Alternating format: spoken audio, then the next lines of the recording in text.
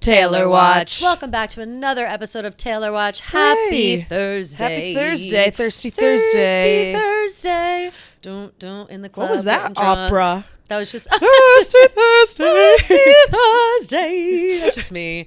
That's just me singing. That. That's just coming from my heart. You know what I mean? love that. That's how I feel about Thursdays. I do like Thursdays. Did you see that viral TikTok of that girl? And it's like, my friend got drunk and realized she had like a hidden talent. She was like singing opera. Oh my God, I'm going to have to show it to you. Amazing. It's so funny. That's about to be me. Yeah. I do sing like that when I'm, drunk. So. when there's a good acoustic.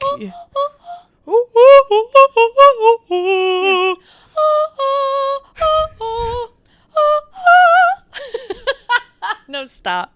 Sorry to the listeners. Okay, a little at the end. Hit that. Yeah, if Charlie Puth was here, he could tell us what key that was in. Charlie Puth could tell us all of it. Well, it reminds me of I used to sing that song. I think it's Cinderella. Oh, sing sweet nightingale. Oh God. High above me. That was so off tune, but like that. I don't know that song.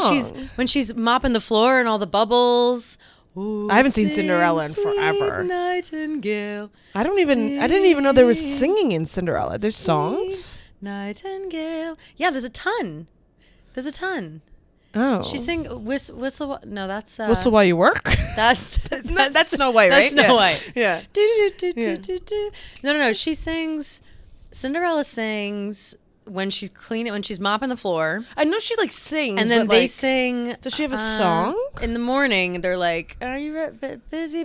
Are you ready? Are you ready?" Da, da, da, da, da, da, da. Oh, Cinderella. Yes. Yeah. Nothing to it really. We'll tie a dress around it. Yeah. Put a needle through it. We'll go around in circles till we're very, very dizzy. Till they holler, "Keep 'em busy, Cinderella." Wow, I like that. Just unlocked Cinderella's a good one. Hidden memory in my brain. Yeah. Hurry. What is gone to help our Cinderella when they're making her dress? A dream dress. is a wish your heart. A dream is a wish your heart makes. Oh yes, okay. When you're fast asleep. Well, beautiful. Fabulous. Cinderella, so appropriate today because we are doing a deep dive into the Fearless album for Taylor Swift. Love it.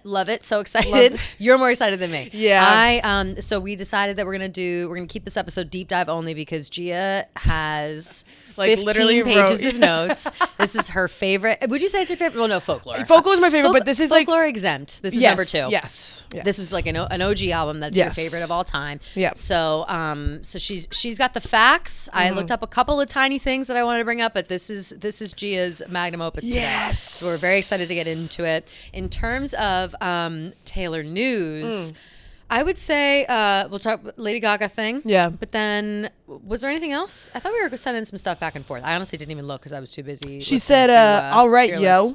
yo." She said, "All right, yo," in the middle of her thing. Travis is supposed to be on Good Morning America Thursday. Today, yeah. So we'll have to see what that is all about. I wonder if he's going to drop some bombshells. Maybe. And then we also have... a new discovery that I had no idea. Did you know that the 22 shirt was like made of sequins like this? Is this new? Yeah, I did know that. It's always been like that? Yeah. I had no idea that the 22 shirt that she wears during the Eras tour is like I think made it's always of been white like that, but sequins. I don't know. And it's like a thick shirt. Like Yeah, I thought it's thick, I thought it was like a t-shirt the whole time. I don't know why I thought that. Really stupid by me, probably. Because I think the bodysuit's under it, right? Right, So, the bodysuit's under it, so it would make sense for them not to want to be like doubling up. But let's bring up quickly and see the songs she sang in Lyon. Oh yeah, right? No, That's Madrid. Where was she last? Was it Lyon last? No, she weekend? was in Lyon. Oh, so we that's where she was. Next is Edinburgh. Yeah, like we thought. So what's today? Today is the 5th. Today is the 5th. Yeah. 6th for you. 6th for y'all listening. So, let's see. Night 1 and night 2.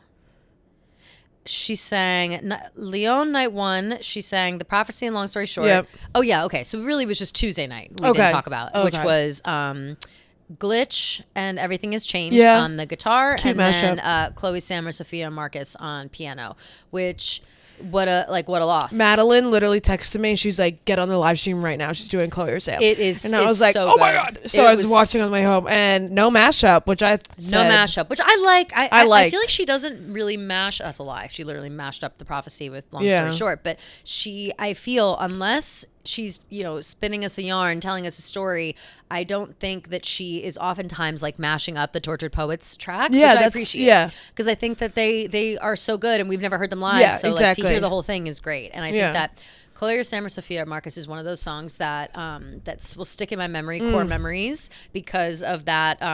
That will that make your memory fade from the Scarlet Maroon line? Holy shit! I'll never forget. We'll never forget where we were. Like I'll never forget the internet that starlet line going into the Maroon line was fucking Yeah, crazy. it's nuts. Like just crazy. One of the best songs on the album by far. Yeah, so definitely. congrats to Leon. Yeah. And Edinburgh, you're up next. I think this was her first time doing Glitch, if I'm not mistaken. Oh. I'm like 85% sure that was her first time. I don't know doing whether Glitch. or not. I don't think my she my like app can still tell me hasn't done like a handful of songs. There's a lot of songs she's done. Never from done Folklore, Hoax. people are saying. Yeah. I saw Hoax. Yeah. Which Hoax is one of my favorite songs. Don't want So no other good. shade of blue, but You know, I left a part of me back in New York. Oh, stop.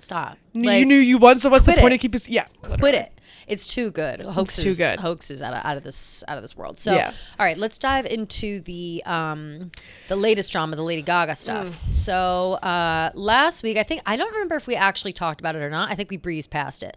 But like 2 weeks ago, there was a picture of Taylor performing on stage at the Eras Tour, going around or video, whatever, and everyone was like, pregnant, the fucking usual, always. Even to be honest, my mom sent it to me. I was really? Like, Mom, I was like, no. Yeah. I yelled at her. I was like, Mom, no, we don't talk like that. And she said, oh, and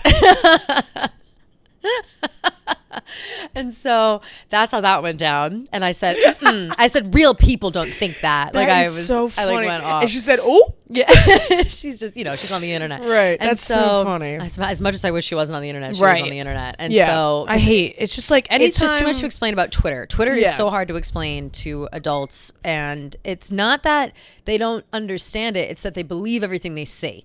And they cannot get the like nuance of Twitter, whereas like everything's fake, people are unhinged, and this isn't news. Yeah. Like such a large percentage of the world isn't even on Twitter. You know what I'm saying? A lot of people are, but a lot of people are not. Like people really jump ship on Twitter once Elon took it over too. So that's another thing. And I also feel like during our like mom's day and age, like I'm sure like pregnancy speculation and stuff like wasn't as like frowned it was upon all the time. and stuff. Well, so like I feel like now, like for them, it's like, oh, like is she pregnant? But it's like now it's kind of more like, hey, like we're not going to speculate. It's like, don't it doesn't really matter. Yeah, don't ask, don't say, whatever. It's ridiculous. So, and agreed. It was kind of like every single cover of a Star magazine was like, pregnant, J-Lo pregnant, literally. like the amount of times. Yeah. Jennifer Aniston pregnant, like the amount of time. It was just crazy.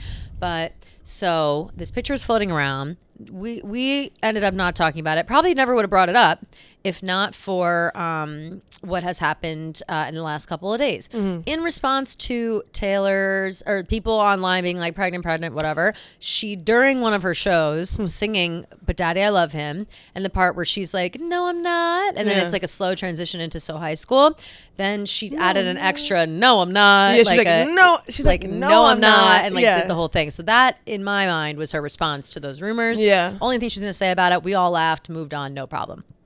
No less than like 5 days later, picture of Lady Gaga comes out. She's touring something. She's at like her sister's wedding or something ridiculous. And picture of her, and immediately all of her fans, all of the people on Twitter, whatever, speculating pregnant, whatever. To the point where Lady Gaga put out a TikTok and said, not pregnant, just down bad, crying at the gym. Yeah. And so, and then talking about, I actually didn't listen to her words. I don't think she did. I don't think she talked in it. It was like to a sound. I'm pretty sure. Right? Yeah. I don't think it was too down bad, but like that was like the gist of it. That's like what she said. Yeah. So anyway, we now see that, or she posted this yesterday, Lady Gaga, right? And I'll pull up her thing. Lady Gaga. Why is she not coming up? Oh, I got it. Oh, this one? Will you read it? Yeah. Yeah, it says not pregnant, just down bad crying at the gym. Register to vote at www.headcount.com. Love it. And then it's just like to describe me. Just a sound like I don't have to find an aesthetic. I am an aesthetic. I don't have to find an aesthetic. I am an aesthetic. Facts. And will you read the comment that our Queen, Lord and Savior commented on it? Yes. Someone tagged Taylor Watch in it actually. Wait, because was she, like, not the top comment? That's no, crazy. it's crazy. She's not the top comment. So when I posted it, I was like, people were commenting like, did she delete this? Is this fake? And I was like, oh shit, am I posting something fake? Yeah. But weirdly enough, like it's not the top comment. Like you have to wait. Like That's so weird. Just someone- on your hand right there. oh yeah, thanks. It's my nail polish. Oh, I got of it all course, over. of No, it's course. insane. Obviously. Let me see if I can. Someone tagged mentions. Blah blah blah blah. Here it is. Oh, and Taylor said, "Can we all agree that it's invasive and irresponsible to comment on a woman's body? Gaga doesn't owe anyone an explanation, and neither does any woman." With the kiss emoji. Exactly. Yep. Enough said. And that's facts. Perfect. And Yeah. I think it's really nice that she commented that. We know that Gaga and Taylor are friends. Yep. Gaga often speaks highly of Taylor. There was a while I was looking around just trying to see like their interactions, there was a video of Gaga. I forget what Taylor was performing. It may have been like a Tiny Desk kind of thing. I think she was performing The Best Day, or no, Soon You'll Get Better. Oh. It was like her on the piano playing Soon You'll Get Better. I don't actually know what it was. It might have been like Miss Americana, or it might have just been like a one-off something. Yeah. But Lady Gaga was filming it and was like, Taylor, this is beautiful, and like filmed a bunch of it and like, you know, from her living room or whatever. So Right. they are obviously friendly, have major respect for each other, and so we love that. So I'm glad that, you know, Taylor just experienced this thing like last week. Yeah. Gaga's going through the same thing right now, and it's ridiculous at this. You know, it's ridiculous. Just shut the fuck So up. tiring. Just shut the fuck No, up. literally just shut up. If someone's not out here being like, "Hi, I'm pregnant," Yeah, then don't there's- ever ask if they're pregnant. Yeah, don't it's- wonder if they're pregnant. Don't think that they're pregnant. It's none of your fucking business. So rude. Either way, don't look at it. And this is something else I wrote in a blog, which I have to tweet. I wrote this in a blog that I think that this happens a lot, not just with pregnancy things, but just commenting on how people look in general, celebrities specifically. And Yeah. I think it sucks because, and it has a lot to do with like social media. Like we, you know, back in the day, you didn't see these celebrities every single day. Like you'd see them at the big events that they were Yeah. on TV, and maybe some paparazzi photos, and that's pretty much it. But like Taylor Swift, we see Taylor Swift 2 to 3 times a week for the past like year and a half. Yeah. And so it's like we see her all the time. And then Lady Gaga, we're about to see her a shit ton too, because she's about to do press tour for Joker. And so I just think that like we need to remember that, you know, you don't look your best every day. You don't feel your best every day. Yeah. Like I feel like garbage today. Like I'm so bloated. My hair's in a fucking bun. Like I put a flower. I don't even know what Looks this is. cute. Thanks. But I just was like, what the fuck? You know what I mean? Like Yeah. one of those moods where you're like, oh, I don't feel great. Like if you told me tonight I had to put on a skin tight bodysuit and go perform in front of 60,000 Yeah, people, I'd be like, hell that fucking no. sucks. Yeah. Like whatever. So I just think that we need to remember Sometimes that like women get bloated. Okay? sometimes you get bloated. That's what I'm Yeah. saying. Sometimes you're bloated, sometimes whatever. And I also just think that people are so critical Yeah. of your appearance online, and it's because you have too much access. There's too Yeah. much access to people. It's and it just drives me exhausting, insane. honestly. So remember that, and don't be an asshole. Yeah, it's just crazy that we still have to be saying Yeah. stuff like this. Yeah, I know. But I thought we learned our lesson with like Rihanna. you Yeah, know? right. How long ago was that? I'll never forget when she 2016? performed to the Super Bowl and like everyone's like, she's pregnant. I was like, stop. Like, No, I she's said the same thing. postpartum. I was like, yeah, how dare you say it? Yeah. She literally was She announcing literally it. was pregnant, But yeah. people were afraid to comment on that because like you never know. Yeah. And she was pretty obvious about it. She was like rubbing her belly and Yeah. everything. And it's like, okay, you don't do that unless you're Right. pregnant. But I think that that was like a sign in the right direction, that people weren't immediately saying it until she was like, yeah, guys, I am pregnant. So let's keep that energy. Yeah, you know? exactly. Be afraid to say those things. Yeah. Don't fucking say it. Think Just don't before you say it. speak. Think before you speak. Yeah. Exactly. So I feel like that's pretty much that in the world of Taylor. Yeah, I agree. I finally was able to order the white crew neck TTPD with the stripes. There's a white crew neck with like tan stripes on the sleeves and on the, basically it looks like this. Well, it doesn't look like this, but you know. Okay. I didn't And know. that was the one that I wanted. And Oh, it nice. was sold out right away. And then they restocked it and I swiped it up. Oh, I hell also yeah. got sweatpants. Matching set. No, I didn't get the matching set. I Oh. just got black sweatpants. Oh, cute. Because I have a bunch of black sweatshirts that are Taylor themed. Perfect. So I'll be fine. But all right, do we want to get into our fearless deep dive? Let's do it. I know you're ready. You're I'm raring to go. excited. Yes. Um, let's where would we let's like take to it back start?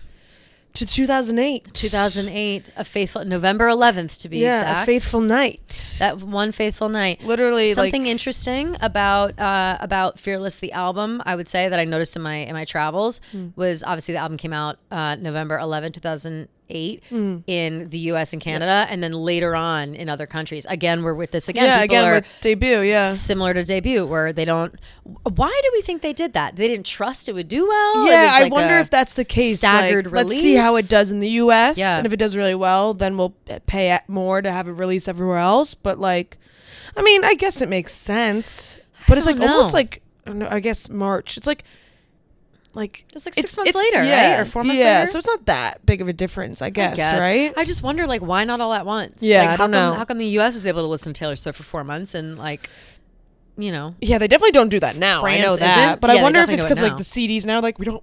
maybe. Sorry, excuse me. It's I like know. Jersey Mike's. No, literally yeah, it's, same. like, I'm giving like me choking for my indigestion. life. No, same. I'm so bloated. Oh, God. We But had I Jersey wonder Mike's if it's like a bowls CD today. thing instead of like a It must streaming be, thing. yeah, because we have to remember it was before streaming even existed. Like, Yeah. it was still. I think you could buy. Yeah, you could buy songs on iTunes at the time. But Yeah. that's it. You couldn't. There was no Yeah. streaming yet. Maybe FrostWire or whatever it's called. LimeWire. Yeah. Yeah. Wow, never forget. Yeah. Yeah, but those were illegal. Like that didn't count. Yeah, You yeah. know what I mean? So like people couldn't do anything about Download, that. yeah. But And and then- that's pretty much it. The genre was country pop. Yep. And all right, now you take the stage. Yeah, no, I was Because- just gonna say. Then the Platinum Edition came out almost a year later, a little less than a year later, September 10th, 2009. The Fearless Platinum Edition includes Swift's first ever studio recording of another artist's song, which is Untouchable. Yep. And then I forget how many. I didn't write down how many songs she added for the Platinum Edition. But she wrote 13 songs on her own. Yeah. And she wrote a majority of them when she was touring in 2007 to 2008. And it was less collaborative than her self-titled debut because the majority of the songs were written on the road. Right. That makes sense. Wait, Untouchable is not her song? No, it's a cover. Yeah. Whose song? Luna Halo. I go more into depth of it when we get to the songs. But yeah, it's, okay, cool. It's Then we'll wait till very then because different. I like that song. Yeah. And it is very different than her other stuff, I guess. But wow, I didn't know that. Interesting. Okay. Yeah. All right. So And we'll wait. the album's remaining 6 tracks were co-writes with Liz Rose, Colby Calais, Hillary Lindsay, and John Rich. Funnily John enough, Rich? we have a coworker named John Rich. Yes, we do. And I was talking to him about it. I was like, did you know that Taylor Swift had a co-writer named John Rich? And he was like, yeah, you should look him up. Like, he's kind of crazy. And I He's looked a- him up. yeah? And he's like a super MAGA, like, No yeah, shit. like How did John Rich already anti-gay know rights. that? Oh, I don't because know. he's- Yeah, I John, mean, same name. famous Yeah. people with the name. Yeah, But he's yeah. like not a good dude. Ooh, Yeah. that's tough. But hey, I mean, you're starting out in the country world. Like, you don't know who you're getting involved with. also, you know, 06, 07, 08. Exactly. Come on. Yeah. It was a tough time. Yeah. And especially like MAGA people with MAGA vibes. Like that didn't exist just yet, but there were undertones. 'Cause Undertones, 08, and remember? now, yeah. 08 was Obama. Right. The Obama McCain election. Oh. So I feel like there was the country started dividing right around that time. So right. I would say that John Rich MAGA was John Rich probably kicked him off. Yeah, John Rich was ready to go. Because I don't think she worked with him ever again after. Right, After yeah, I don't think Fearless. so, yeah. So that sounds about right to me. 5 songs were released as singles.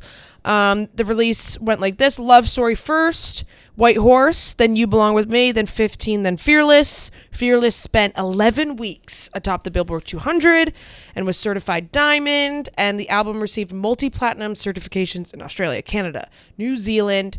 It's the most awarded country album of all time, Ooh. which is kind of crazy. It won Album of the Year at this Country Music Association Awards and the Academy of Country Music Awards. Oh. And it won Album of the Year and Best Country Album at the Grammys. Yes. Famously enough. And Fearless made Swift the youngest solo Album of the Year Grammy recipient to date. And prior to Swift's win, Alanis Morissette actually was the youngest. She won Album of the Year with Jagged Little Pill. Obsessed. But that was obsessed with that was album. 1996. I was gonna say a long time ago. Yeah. And I love Alanis Morissette. And then she announced the Fearless tour in January of 2009. And throughout 2009, it sold around 3.2 million copies, and it was the year's best-selling album in the country. Wow. And it made Swift the youngest artist and the only female country musician to have a best-selling album of a calendar year. That's our at girl. 20 years old. That's our girl. Crazy. And I'll say this: I was reading a little bit. It seemed like there were discussions, and some of the reviews, of course, reflect this at the same time, like more underestimating of her. Totally. Similar to Debut when we went into it, and everybody just kind of like, nobody really wanted to take a chance on her. Everyone just kind of thought like nobody cares about this young girl in country. Like that's not what's happening and whatever. And I thought it was really interesting because they said at one point that she, while writing a lot of Fearless, or in this time in her life, maybe not all on Fearless, but she started taking inspiration and taking note of how Brad Paisley and Sheryl Crow. She liked their approach to expressing emotions. Love that. Which I think is so clear to me now that it's been presented to me. I love Brad Paisley. Yeah. And obviously Sheryl love Crow Sheryl is Crow, icon, obviously. But so, but it is funny. Like if you like Brad Paisley and you go and listen to some of his songs, they are very feelings based. Like he's telling stories, but it's all based on his emotions. Right. And there aren't a lot of people that can write well like that. A lot of people will just describe events, do a catchy tune, and then whatever. Exactly. But one thing that people did start respecting finally during Fearless was her songwriting, which I think is important to note as well. And despite the fact that the whole album is very like, I don't want to say juvenile because but it is. It is a little. Yeah. Because she wasn't. It's young. It is young, but she wasn't that young. You know, she was in her late teens. She's 19, 20 years old, obviously when the album is out, whatever. She's writing most of these songs about her late teens. I, as a person, was 17, 18 at the time of it coming out. And even I felt at the time that it was a little like, and that's kind of why Fearless isn't on it's like bottom of my list, because I didn't, identify with the songs because when I was 17, 18, whatever, they felt juvenile to me then. It felt more like early years, like late middle school, early high school vibes. Yeah, I get that. The way that she like speaks about fairy tales and things like that. Yeah. But now like listening back to it, it's just nice songs. You know what I mean? Like I feel like it was judged harshly at the time I and agree. unfairly is what I think. It's by myself included. Very fairy tale, whimsical, a childlike wonder Which type is intentional. of vibes. Yeah, Intentional. Yeah, and I think I might have appreciated this album when it came out because I was younger. For sure. Like if I had been maybe 5 years younger, I think I would have been obsessed with it. Right. It would have been everything. Right. Yeah. Which kind of makes sense for our ages. I Totally. think. Yeah. And I feel like now when I'm listening to it, it does relate to me more at like it takes me back to like a 16, 15-year-old self, whereas, you know, she was 18, 19, 20 writing it. Yeah. But also, you know, it happens over the course of the years, you know. Yeah. Some of these songs she used were from even earlier than when she was writing. So, like the timeline is all over the place, but yeah, it does have a very childlike sound. or lyricism at least. Yes, it does. Yeah, it's right. The way things are written, the way stories are told, but the emotions, the feelings behind it are always very clear, which I think is something we always talk about, how much we love that about Taylor, is that she's so clear in her feelings. And she's so good at portraying what it's like to be a young girl, like going through all this stuff. Absolutely. Which is why I love it so much. It's fantastic. Another thing to note, and we'll get into it, I'm sure, even more, I'm sure you have on your list, but the amount of press that she did during the time of Fearless. She did a lot of talk shows. She did SNL. She did, you know, she's at all the award shows. Like she was out and about all over the place talking about this album. And I actually think that a lot of the perception of Taylor, when people now are like, oh, she writes music for little girls, like she writes whatever. I think honestly it's because like one of the times she did the most press in her life and started becoming the most famous was during this. Right. And all these songs are kind of like that. Yeah. So people think of Taylor. And she's doing like the SNL monologue. Yes. They like, think like of Love Story. Yeah, they think of You Belong With Me. She Wears Shorts or I Wear a T-shirt. Like that. They think of those things. And we obviously get frustrated about that. But I think that's the memory that people have of her. Totally. And they just like can't get past it. So imagine like you're I don't know. Like, I'm trying to think of another artist who we've like grown up with. Like I guess Like Miley? I guess Miley. Yeah. Miley could be a good example. She had that great interview with W Magazine. Oh, so that good, came yeah. out so good. She mentioned something. Miley said something along the lines of like, it's frustrating to me that I'm only being recognized now. I've been in the game for 20 years and I've worked my ass off, and I know that like things have been good and whatever. And I agree with her. Like I think that she had that Disney scent for Yeah, so long yeah. that people just didn't shake it. No matter what she did, she like went the complete opposite Yeah. way. She went hyper sexy and like all this crazy stuff, and people still like weren't taking her seriously as a singer-songwriter until very recently. Yeah. And I think that age has a lot to do with it. But, unfortunately, but I also think that like Taylor suffers from that same issue where people just want to keep her at like a 20-year-old girl. Yeah. She's a, almost 35-year-old woman at this point. I also and feel- she's lived a full life. Yeah. You know? And I feel like that kind of concept just applies to any woman in the industry. Like if you look at absolutely. Olivia Rodrigo, like she's Absolutely. 22, 23. Like Is she even? I thought she was only 21. oh, maybe she's 21. She's young. But still, Yeah. that's young. But 21, Yeah. you're a junior in college. You're about to Yeah. graduate, whatever. Like, she's becoming a woman. Like she's a woman. She's open on stage. She's she in her wears whatever she 20s. wants to Yeah. wear, and I still feel like people want to put her into this box of like, oh, Olivia Rodrigo's for like young girls, For little whatever. kids, yeah. And it just feels like everyone just wants to put female artists, I feel like, just in like a certain category, a certain box of where they exist, and when they want to step out, people are like, no, like you're the girly girl who writes "You Belong with Me" and you wear short skirts, like you're Right. not. And then they judge their music forever like Yeah. that. So like, you'll play "You Belong with Me" and everybody loves it and they hear it and whatever. They hear the lyrics and they think it's cutesy and blah blah blah. And then you play them a song from Folklore, Hoax even, that we were talking about earlier. And I feel that the argument that they're trying to make, where like, oh, she's this, she's that, is completely null and void once you start hearing her later works. Totally. But people just don't want to take the time, or they just don't feel like hearing it because Yeah. they just want to hate or Yeah. whatever. They want to like talk shit. So, Facts. but I think Fearless was a big part of the reason why, and all the presses she did during that time is a big part of the reason why like people have that memory of her and like can't get past it. Totally, I agree completely. Yeah.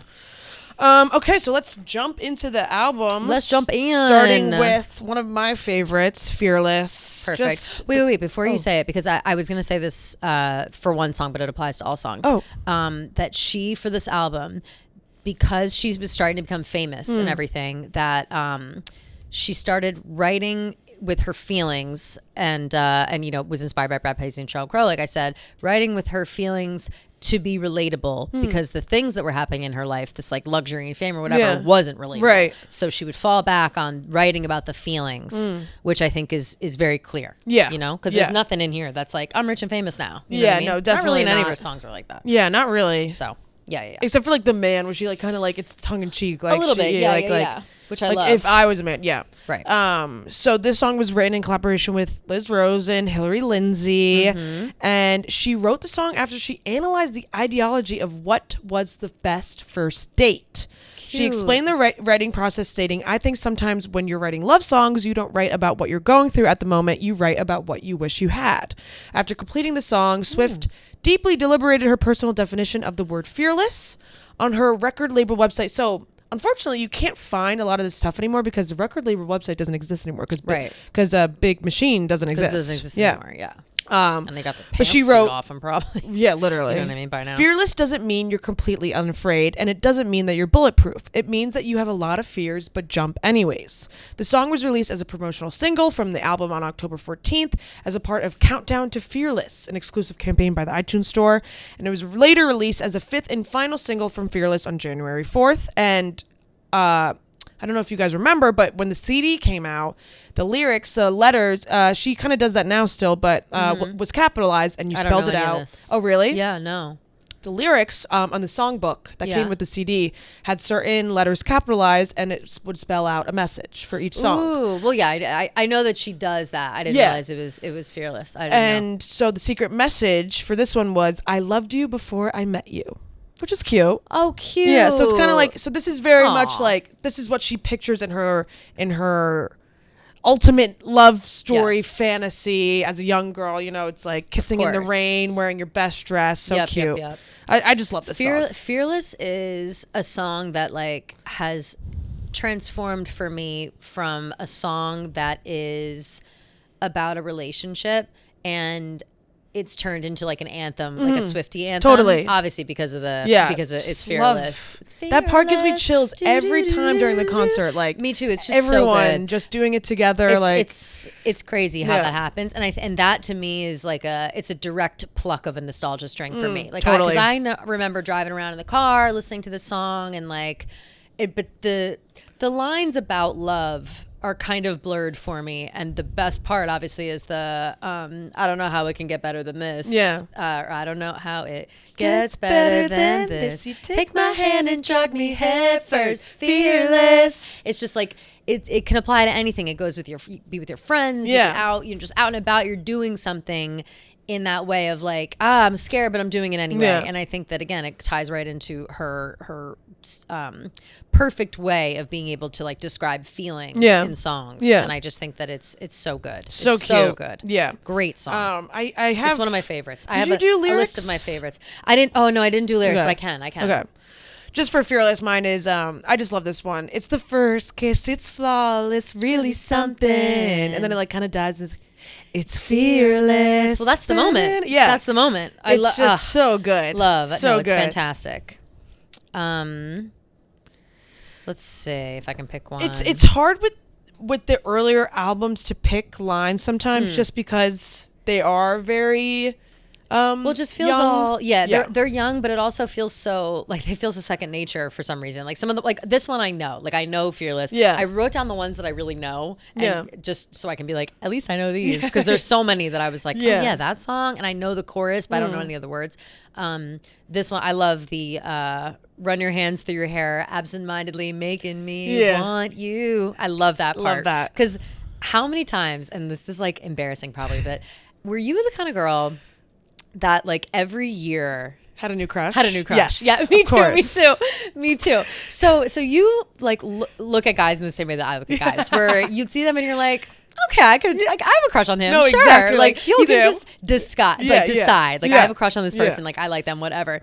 Once you zone in and you have a crush on someone like that, you notice things like Everything. absentmindedly running your hands through your hair and making me want you. Like Yeah. that is such a relatable feeling. That reminds me of my Because seventh grade anybody teacher. could be cute to me. No. Oh yeah. Oh right. Of Because my course. 7th grade teacher was Hot. so hot, and I would sit there and stare at him, and he would like have like great hair. Yeah, oh, of course. God. He knew, by the way. Yeah. He knew that he was hot and he was running his hands through his hair for the Exactly. kids. But yeah, it's such a funny feeling how you can Yeah. just like decide like, yeah, I'm into that. Like Yeah, that's great. like I like you now. I love that and line. You're Yeah, gonna yeah. be my obsession. You're my crush. Yeah. I'm gonna do nothing but think about you for the next Yeah, year. yeah. And the next year I won't even know your name because there's gonna be somebody new in my class that I'm gonna like more. Yeah, I it could has to still be someone name in all your my class. crushes. Yeah, so someone in your class. I could still name all my crushes. I won't because they all still are alive or Yeah. and real people in the real world. And like they But- might low key be like, "Hey, Kelly," like Yeah, I don't want that. Yeah, I don't need yeah. anybody coming out of the I woodwork. feel like that anymore. happened to Taylor a lot. No, definitely. Like she would write these songs. So and many be like, people come out of the "Hey," woodwork. and she's like, "No." I do have people come out of the woodwork sometimes. If I get posted on like, if I'm in something with Dave, Ooh. people come out of the woodwork like nobody's Of course. business. They're like, oh wow, so crazy. I'm like, stop. Yeah, please, Don't. Cloud Chaser. Yeah, for real. Okay, next song is just everyone loves this song. 15, just a perfect When you're- encapsulate. Is that a word? Encapsulation. Encapsulates. Perfectly encapsulates Yep.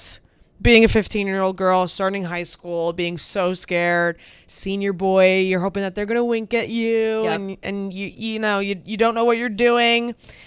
On a since deleted post that was written on her record label's website, Taylor said, "I wrote this around the storyline of my best friend from high school, Abigail. Yep. I started everything with Shout the out line." Abigail. Abigail gave everything she had to a boy who changed his mind and wrote everything else from that point almost backwards. I just decided I really want to tell that story about our first year of high school because I felt in my freshman year I grew up more than any year in my life so far. And the secret message is I cried while recording this, which is really cute. That is really cute. Yeah. And I'll say this about 15. I love this song. This is a sad song for me. Like, Oh it's a my sad song, God, right? Everyone thinks so? yes. Okay. Because I remember I when wouldn't this song came describe out. it as sad though. More like I guess nostalgic and kind of Yeah. like maybe sad is a good word, but more just like reminiscent It of makes me really depressed. Like, it makes me naive- very being sad. naive. Yeah, and I think that's what it Yeah. is. I think because, especially when I first heard the song, like, younger, it was. It's no longer in the category of can't listen. It's too sad, obviously, like all the other ones. But when I was younger and this came out, and it might have been a moment for me too, because again, I was like 17, 18 when this came out, 18 almost, and it was kind of like a look in the mirror that I didn't want to see or hear. It Yeah. was something that I was like, damn, that is really like kind of how I operate. Where, Yeah. like, and exactly that. She gave everything to a boy that changed his mind. Yeah. Like when all you wanted was to be wanted. all you wanted was to be wanted. Yeah. Wait. When when someone tells you they love you, you're gonna believe them. Yeah. And it's like, it's so. You feel so naive and you feel so And you think you stupid know sometimes. everything, you think too. you know everything. And you didn't know it at 15. Yeah. Not and at that's, all. And that's just And it. that's just facts. But it's sad. Like thinking, for me, it's sad thinking Yeah. back about how, and I was like, damn, like all those fucking boys. Like, it's Yeah. just, It, even it, then. it also I knew. like kind of gives me a little bit of like a hopeful feeling in a way. Yeah. Just being like, wow, I really thought like at 15, like this was going to be the end of the world. Like my freshman year, like Absolutely. everything. Like kind of like when I was maybe a little bit older, I want to say like 20, 21, Yeah. 19, like I was like, oh, you know what? Like looking back now, all those over exaggerations, all those really intense feelings, they were valid, but like they're a pipsqueak on the they're nothing on the, compared to yeah, right. of They're life, nothing you compared know? to the rest they're of your life. a dust in the But the speck of messages life. can still apply. But you're right. Looking back on it, like as Yeah. a full ass adult, obviously it's like, relax. Especially- but it feels, it's just I'm skimming through the lyrics, and just for some reason it's always been a sad song to me. And Yeah, it makes no, me, I get You know what? that. It makes me feel really bad for Abigail. Like the song itself makes me feel Well, terrible yeah, for it's so Abigail. sad, like- it always used to make me think that like they had sex, and then That's like, what they I thought, didn't. too. Then I this thought guy that like left her high and dry. He took her advantage. virginity and then just broke up and with then her. ghosted her or Yeah, something. That's what always what I always thought, and Yeah. I felt terrible about that. Because like you gave everything you had to a boy. Yeah, who changed his mind? Yeah, It's which just is so fucked fucked up. up. And that's something that happens when you're 15. it is. Yeah. It always. Yeah, literally. It is. Like it really. And I happens a did lot. date the boy on the football team when I was 15. Like, so I was really feeling everything about that. Yeah, it's a tough. It's He tough was like song. he was like the star quarterback, of course. and I'd be in the stands like, "Ah, I'm gonna do bigger things. I'll do bigger things Yeah. than date the boy on the football Yeah, team. literally. And now you she's didn't- and you dating the didn't boy know on it the- at 15. Now she's dating the boy on the football team. All This over was again. all over again, and this was obviously a big moment. Oh, this is something that happened, I guess, that we didn't get to talk about. I think we did talk about the 15 Did we smile. talk about it? The Yeah, smile? Oh, yeah. okay. Sometimes it runs together, the days that we record versus the days that things happen, because I forget Yeah. when they come out. But I know I say that all the time also. I just have to get better about it. The the crying or not crying, smiling during that moment, whatever, to me shows that even she looks back on this time and is like, oh, I've learned and grown so much, kind of what you were saying, your perspective of it. And I think that that's a better way to think about it, is to think about it in the way of like, oh man, like everything seemed like the biggest thing in the world, and really it's not that bad. Yeah, you yeah. know? So yeah. Love it. What's your favorite line? Do you have one? I think I have for this. In your life, you'll do things greater than dating the boy on the football team. I just love that course. line because I feel like it's so relatable to every like young girl. It is. It And you will completely do. is. And you will do more than that. Yeah. Mine might be the Abigail line. Then Abigail gave everything she had to a boy who's changed his mind, and we both cried. Yeah. It's just So sad and very when relatable. she sings that part, I could cry. Like I cried right now. Yeah. Like we both cried. Like I was. We both cried. It didn't even happen to like me or my besties. I just like really thought, I was like, wow, this girl, like this guy fucked her over, and Yeah. fuck him. Like Fuck him. I was like riding for Abigail like early. And it also you know? says a lot that they're still friends. Of course. Yeah. And I love that they're still friends. Me too. I think it's so sweet. So I think sweet. like, she, to me, when it comes to Taylor, Abigail is the friend that she probably doesn't see that often, Mm-hmm. and makes an effort to see her when she can. And they hang out, and it's like, Taylor's not famous, Abigail's Right. whatever. It's like and they could just, go like 3 years without seeing each other and it'd be like, and it'd be like, oh, yeah, thank God, like yeah, we're fine, we're yeah. good, we're here, That's we're the best type chatting, of friend. catching up, Yeah. like her, just, I probably her oldest friend, I'd say, or at least that we know, Right. You know what I mean? Yeah. So that's lovely that they're still friends. Abigail's married. Taylor was in her wedding. Beautiful. People that forget. Oh, she was? Oh yeah. Wow, nice. Yeah, she was in her wedding. Cute. Okay, so next song Okay. is Love Story. Everybody knows it's it. a love story, baby. Just say Yes. Too good. She wrote this song in 27 minutes. Isn't that crazy? Really? Yeah. Wow. I mean, This song- I feel like some of the most catchy songs that she we writes hear, in a second. Yeah. not even just her, like in general. general, yeah. People are always like, yeah, the songs you hear that are like Love Story, which is just a tremendous song, like tremendously popular as well. I think that it's always like, oh yeah, I wrote it in the back of the car, 10 minutes. Yeah, like, you know, right. It's always something like that. Love Story. Do you think that because of like the resurgence, Love Story, remixes, whatever, do you think that it's her biggest song on this album now? Yeah. I think so. 1,000%. Yeah. I don't think that it was. No. I thought that You Belong With Me was Yeah. the biggest for a long Biggest time. for a But long Love time, Story, yeah. I think, blows it out of the water. Totally. now. Yep. She said, "This is a song I wrote when I was dating a guy who wasn't exactly the popular choice. The situation was a little complicated, but I didn't care. I started this song with the line, 'This love is difficult, but it's real.' When I wrote the ending to this song, I felt like it was the ending every girl wants to go with her love story. It's the ending that I want. You want a guy who doesn't care what anyone thinks, what anyone says. He just says, 'Marry me, Juliet. I love you,' and that's all I really know." It's sort of told in a character kind of thing where it's Romeo and Juliet, and it's not me saying that I'm getting married or anything, but I think it's fun to write about it. And she has said things to imply that this was written about the same person that White Horse was written about, which we can get into later. Yeah. And then it debuted, when it was released in 2008, debuted at number 25 on the Billboard Hot Country Songs, which was her highest debuting song on the chart in her career at that time. Oh, shocking. Imagine like Yeah, a right. Taylor Swift song 25. that's not immediately number Yeah. one. Like, that's so nuts to me. And then in 2009, March 1st, 2009, Love Story climbed to number 2 behind Kelly Clarkson's My Life Would Suck Without You. Oh, I love that Banger. song. Yeah. Without you. God, I'm really off tune today. And then the Apologies to secret audience. message is, "Someday I'll find this." Very cute. Cute. Yeah, the secret Aw. messages are very, very That's cute. really sweet. Yeah. Yeah, man, what a fucking banger this song is. And I Yeah. think that it has all the right elements. It has the storytelling, the yeah. storytelling. It's got the catchy hook. Yep. It's got the cute vibe. You can feel the emotions, that like desperation. The music video is The music fabulous. video is so Yeah. good. That part when it kicks up to to the "Marry Me, Juliet," you'll never have to be Yeah. alone, and it switches up.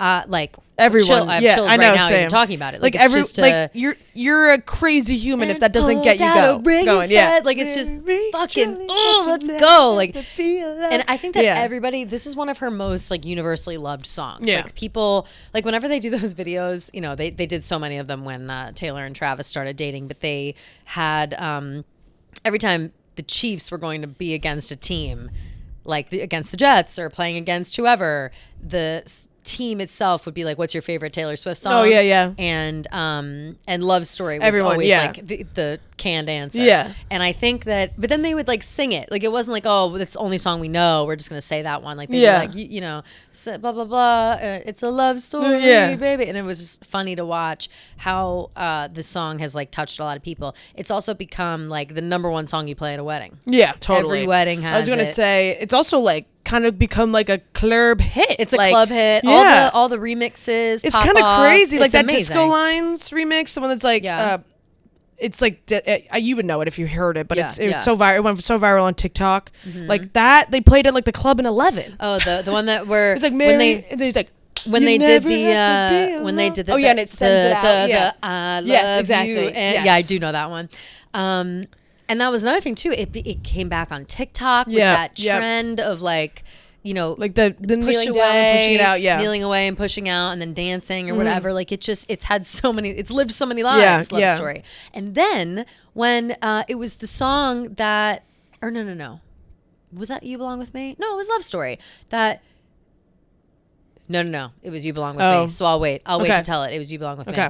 Me. Can I also say that Love Story and You Belong With Me are so similar? Oh, yeah, they're they very are similar. They could be one continuous song. Yeah. Which I don't hate, but I confuse the lyrics for both sometimes because yes, the lyrics me are too. similar.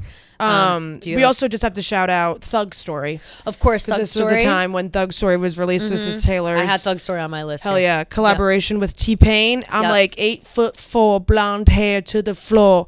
Bet you never seen someone rapping hardcore. Yeah, yeah. I don't know the rest of the words, I honestly. don't know any. I don't know like any of those words. I I, only get a know little the cringe beginning. watching it. Like I can't. Yeah. I have a hard time watching. It's Yeah, very watching like a funny. white girl in like a side sideways cap. It's tough. At the time, it was hilarious, Yeah. but also at the time, and I don't know if it was like literally same year or after, before, I don't know when.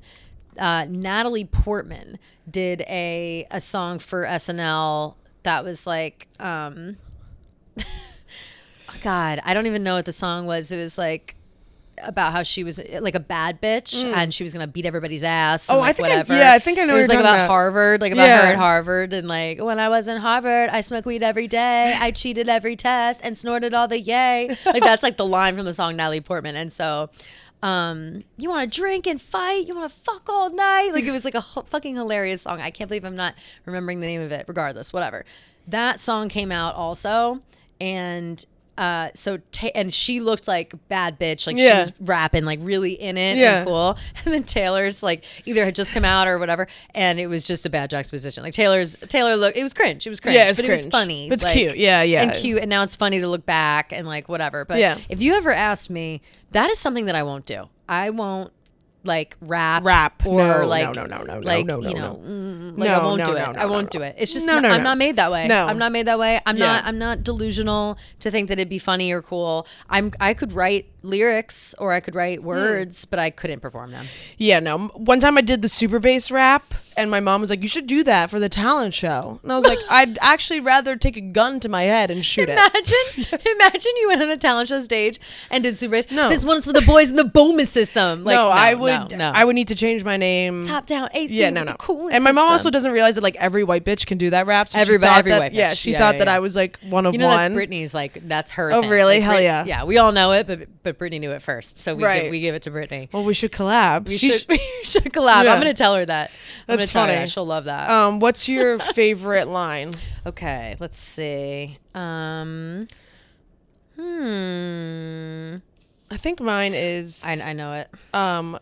so I sneak out to the garden to see you. We keep quiet because they're dead if we knew. I love So that. close your eyes. I love it so much. I love right after that, because you were Romeo, I was a Scarlet Letter. My daddy said stay away from Juliet. I love Scarlet Letter. Yeah. Also, I'm now realizing that she's used scarlet many a time. She likes the word scarlet.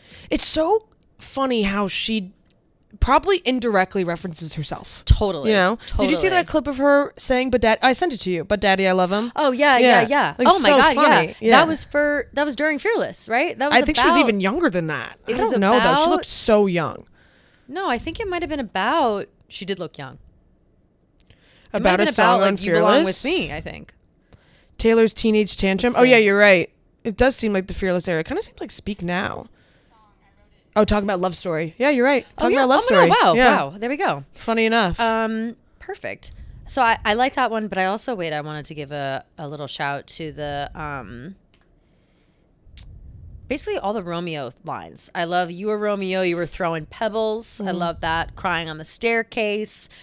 This has a lot of good Imagery. Yeah, that's why I love the. Which I love. Sneak out to the garden to see you. Yeah, We of keep course. quiet because they're dead if we're new. Like I love that imagery. Of course. And then of course the end, the knelt to the ground and pulled out a ring and said, Beautiful. Mary, And the Mary, music Juliet, video just like is the chef's kiss on top because it's like exactly how you picture it in your just head. so good. Yeah. Just fantastic. Fantastic all around. Next song, Hey Steven, underrated song in my opinion. Agreed. I had a crush on a boy named Steven in 5th grade, so this one really, really hit hard for me. Mm-hmm. Hey Steven was written for Stephen Barker Lals from the saw country that. music duo Love and Theft, who were an opening act on her Fearless tour in 2008.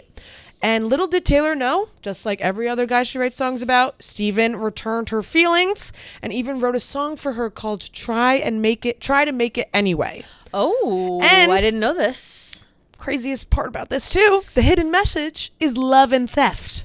I know. Oh my god! I wow, know. she's so obvious. Yeah, she was Damn. not Good leaving for her. any hints. Yeah, she just Wait, putting her that's right out so on the table. funny. Yeah. Wow, So wow. another, or I guess later on when she writes Enchanted, which Right. is infamously about the lead singer of City. Owl City. Yep. And then he wrote the song back, which was so cringe, and she never responded. Oh, so it's funny how God. like this seems to be a common theme in her life. Taylor, I Oh. was no stop. my God. I forgot how. I Like forgot I'm how actually gagging. cringe- It's so gross. Ew, please. And he's so No. weird looking too. Like he was so weird looking. Like what about him made you feel that way? Like I Poor guy. still I need crazy. to play it right now. Taylor, I was enchanted. She probably heard that and was like, ew. Literally the definition of giving someone the ick is that song. It's so bad. Are you pulling? Is it this? No. Is that what it's called? It's like an enchanted like remix or something. I don't even remember what it was called. Let me look. I just want to hear that one part. Did you look up like Owl City Enchanted? Owl City Response. I did, but it didn't come up. I don't think it's called that. Oh. Oh no, it is Enchanted Owl City, but you can't. It's not on streaming. It's only on YouTube. Yeah.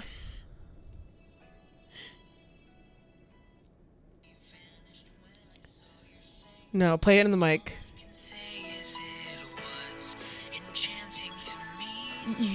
He's like 2. Ew. Wait. I need to find.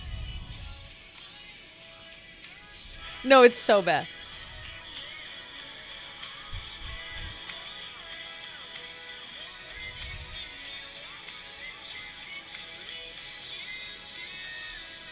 That was it. Yeah, I was no. enchanted to meet Meet you you too. too.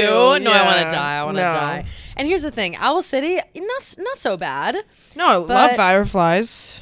You would not believe your eyes if 10 million fireflies. But even the way he sings that song, Yeah. it's just the time. You know what It I was mean? the time. It's just the It time. was the time. There's And- like that Kendall Jenner TikTok was like, "This was the vibe at the time." Yeah. Like This it was. the It's, vibe it's, at it the was time. the vibe at the time. Owl City was huge. Owl during this City was huge. time. Owl Yeah. City was So I huge. get it, girl. I get it. Enchanted is Speak Now. Yeah. Yeah. So you This know. is Hey Stephen. This that is we're Hey on. Stephen, though. Yeah, we're completely off track. But wait, about Hey Stephen. Hey Stephen is a song that, for some reason, I did not have a crush on someone named Stephen at the time of this coming out. I don't think I've ever really. I've cared about like one Stephen in my life, but really, I've never identified with it. And I also don't really like the name Stephen. Wow. Shout out to the Stevens. Yeah. But Stephen as a whole, it's kind of like It's not my favorite male it name. reminds me one obviously of Steven, like Laguna Beach, Oh, Kristen yes. Cavallari. But it Steven! also reminds me of a kid that was in my 4th grade class who was a brute in the way of like he was always making a mess and just Oh. like he was like so much bigger than the rest of us, like taller. Like he Yeah. just was like had a growth spurt before the rest of us. And so he was just like this big Bowling like ball. lumbering bowling Yeah. ball all the time, and it pissed me off. And he was always in trouble, always talking, whatever. So whenever I think about Steven, I think about that kid. Oh, God. And I'm like, God, he's so annoying. But it's another song too that like if you were to lock me in a room and you were like sing Hey Steven, I'd be like, you're gonna have to shoot me. But I kind of know that Hey Steven, I could give you 50 reasons why I should be the one to choose. Yeah. Yeah. Like I really couldn't sing it out It's- loud. I must have skipped it always because when I was listening to it today, because I always do like a refresh right before. Even today, I was like, wow, it's crazy how I don't know this song. Yeah, I mean, it's definitely a very, very underrated song. I mean, Everybody I don't even, says, yeah. Yeah, like I think she's only done it once in the Eras tour. I don't think she's ever done it as a surprise song before that. I could easily be wrong, but Yeah. it always just kind of gets lost in the mix. And I get that. Honestly, it's not a strong song. I like it because I have an emotional attachment. I have a nostalgia factor to it, and Yeah. like I think it's catchy. It's a fun song. Is it the strongest song on Fearless? Absolutely not. No, definitely not. Is Definitely it not. the top 10 strongest? I don't think so. No, Yeah. I don't think so either. But I it's a think that great it has. song. I think it has a cult following. I think Yes. those who love it love it. Those who Yes. don't know it don't know it. Agreed. And I fall on the latter. Yeah, like my favorite, like all I have for Say Steven is I love the line, all those other girls, well, they're beautiful, but would they write a song for you? Yeah. And this kind of goes on to You Belong With Me. We'll get into it, but a lot of these songs kind of give me a little bit of a pick me vibe sometimes. Oh yeah, the Fearless songs are all very like me. Look at me. Yeah, Like, which I don't know. is but in all honesty, But that's the vibe. That's how you feel sometimes. That's how you feel when you're in that age too. Yes. Like when you're 17, 18, like the world revolves around you. Everything, like tell me it isn't about me, but what if it is? Like Yes. everything is about you Yes. in that time of life, I feel like. Absolutely. I do have a favorite line though. I like is the Can't help it if you look like an angel. Can't help if I want to kiss you in the rain. So, Yeah, I, so obviously cute. that's like basically the chorus. Yeah. But I like that. If I wanna kiss you in the rain, so come feel this magic I've been feeling since I met you. Can't help it if there's no one else. I can't help myself. So good. Right? Okay. These are things like I have to read the lyrics and I could get the tune. I could get there. But Right. it's just tough. And it's the thing that's embarrassing. It makes me feel like my Swiftie card needs to be revoked. But I know that just because I don't know all the songs on Fearless doesn't mean I'm not a proper No, Swiftie. it doesn't. Thank you. Next song, just one of Taylor's magnum opuses song, White Horse. Oh, Amazing wow. song. Speaking of songs like when I think Fearless, I think White Horse. Yeah. I think White Horse. I think Fearless 15, a couple others, and that's basically Just it. such a fucking good White song. Horse was one of those songs that were like, and again, maybe it's just a reflection of what I was feeling at the time.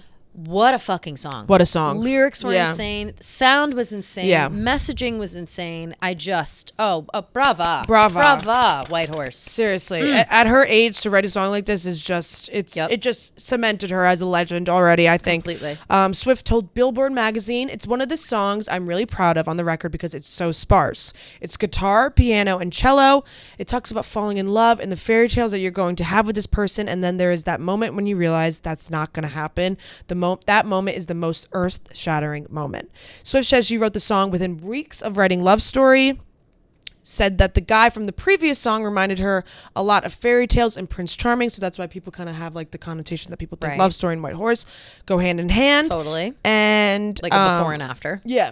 And she wrote part of the first verse and then called Liz Rose to help her write the rest of the song. Ring, ring, Liz Rose. Liz. Hello, I'd like your... Liz Rose is... She's the GOAT. She's the GOAT. Yeah. We love her. Yeah. We love Liz Rose. And they had finished it within 45 minutes after that.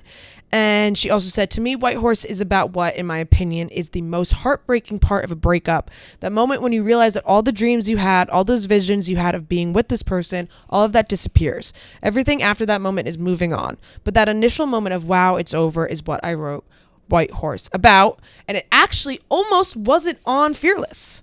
Oh, Which is what? crazy. Well, where would it have been? I don't know. So she Oh, said, wow. "I actually wasn't going to put this song on the album. I was going to wait for the third album because Oh. I really felt like we had the sadness represented on this record. Then my agency out in LA set up a meeting with executive producers Betsy Beers and Shonda Rhimes at Grey's Anatomy. Shonda. I just got that got me chills too. Shondaland coming in here. God, Of course it's Shonda, Rhimes saving the gets day. her hands in the best Yep, shit. Man. exactly. Wow.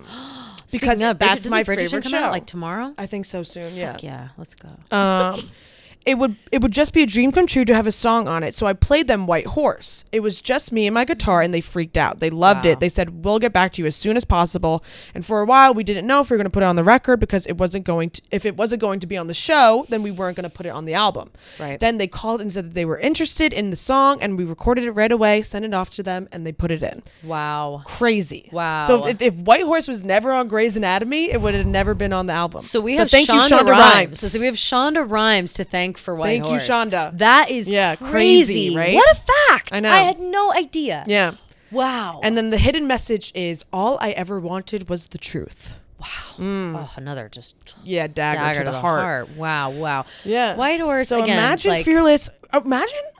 I could see White Horse on Speak Now for sure. I could, But it just fits the fairy tale Yes. imagery of Fearless. it would be good as like an early song on Speak Now to show that we're like shifting gears. You know what I mean? Yeah. Like if it was like track one, which it wouldn't fit as a track one because it's a slow song. Yeah. But it would serve as like an ending of a chapter and then a transitions into more realistic Right. ideas of love and loss Yeah. and like, trifling hoes and like all that other stuff. Yeah, that, more that like a comes with bitterness Speak Now. than like a- yeah. Speak Now for sure has that bitterness for that sure. that Fearless Fearless does is more not.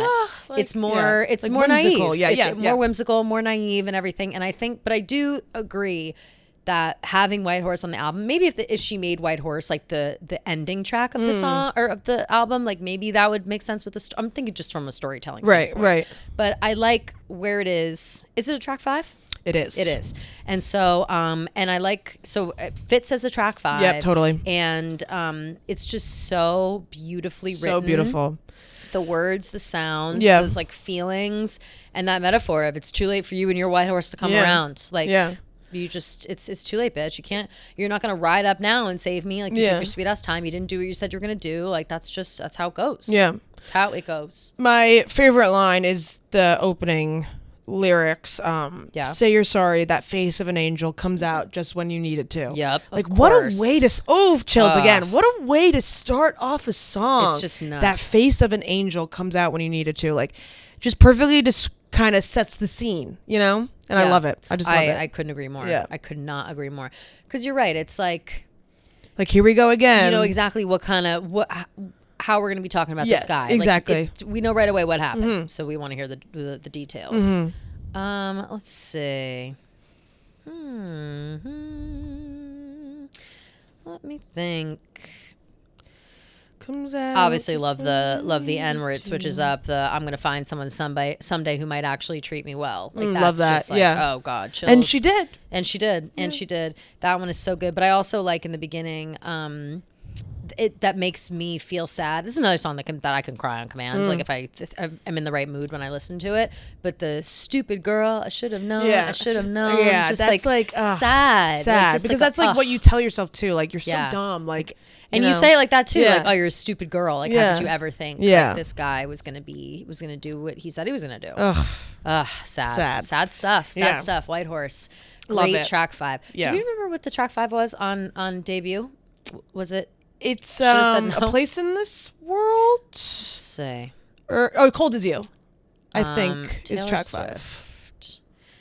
I'm coming with the rain. Not the same song, but just in my head. When I hear Cold as You, I immediately hear Coming with the Rain. It's Cold as You, right?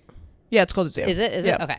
So never been anywhere cold as you. So we have Cold as You, and we have a follow-up White Horse. I think White Horse way better. Way better track 5. Yeah. And again sets the tone for track 5s to come. Totally. And we love that. The ultimate pick me anthem. Yep. You Belong With Me. Yep.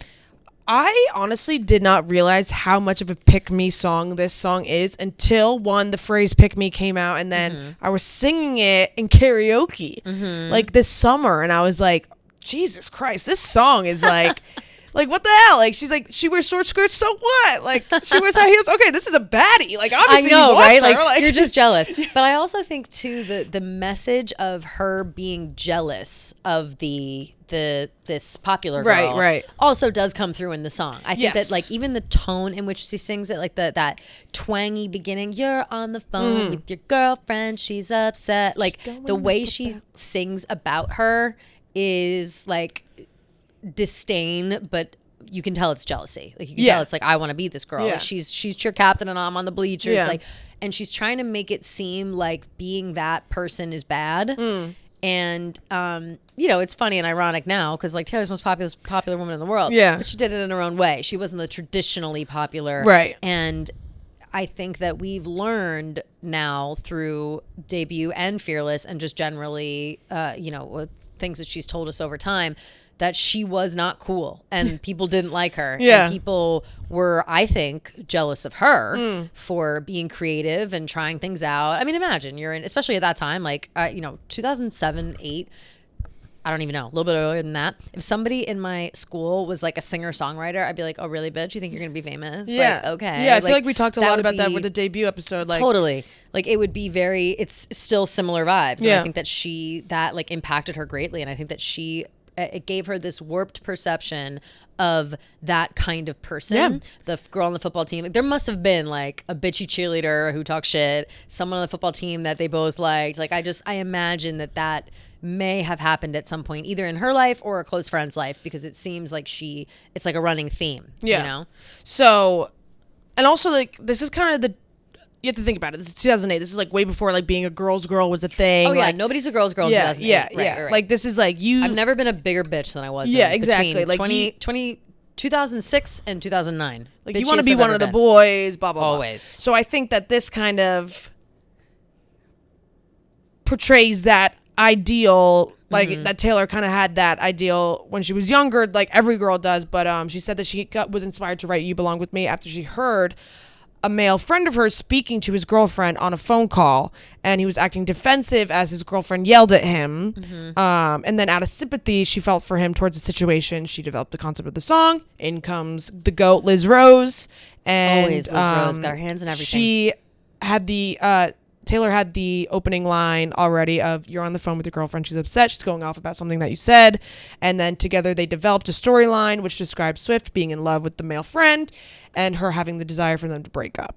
Which I thought it was funny how she hears her friend on the phone with the girlfriend and he's defending herself. Obviously she's pissed off about something, and she like took the guy friend's side. Oh, yeah. Whereas now, like, you're taking the girlfriend's side because Well, you like always there's a take reason why she's pissed off. Exactly. Like Yeah. you always say you're, and I do love that about like present day. Like Yeah. you automatically are like, well, what did you do to the guy? Exactly. You know what I mean? And whereas like, especially if it was your own friends, like I have such vivid memories myself of like this group of guys that I was friends with at that time, and I was just like so obsessed. I was like, I needed to be their friend, I needed to be cool, I need them to think I was cool, and if ever they were having issues with other girls, I'd be like, ew, what a bitch, like Exactly. you're better than them, like Yeah. whatever. When in reality, no, they were always assholes, Yeah. consistently to me, Yeah. and I just Yeah. I didn't care. It's At tragic. the time it meant everything. Yeah. That's all that mattered. It sucks thinking back. Right. I You know, know? it's like embarrassing. Totally But, like, embarrassing. you But have that's to just think- life. That's just life. Yeah. You know? live and you learn. You live and you learn.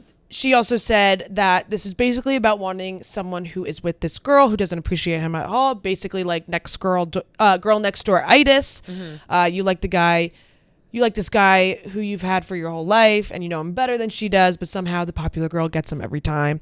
And You Belong With Me was nominated for 3 Grammys. Unfortunately, lost all of them.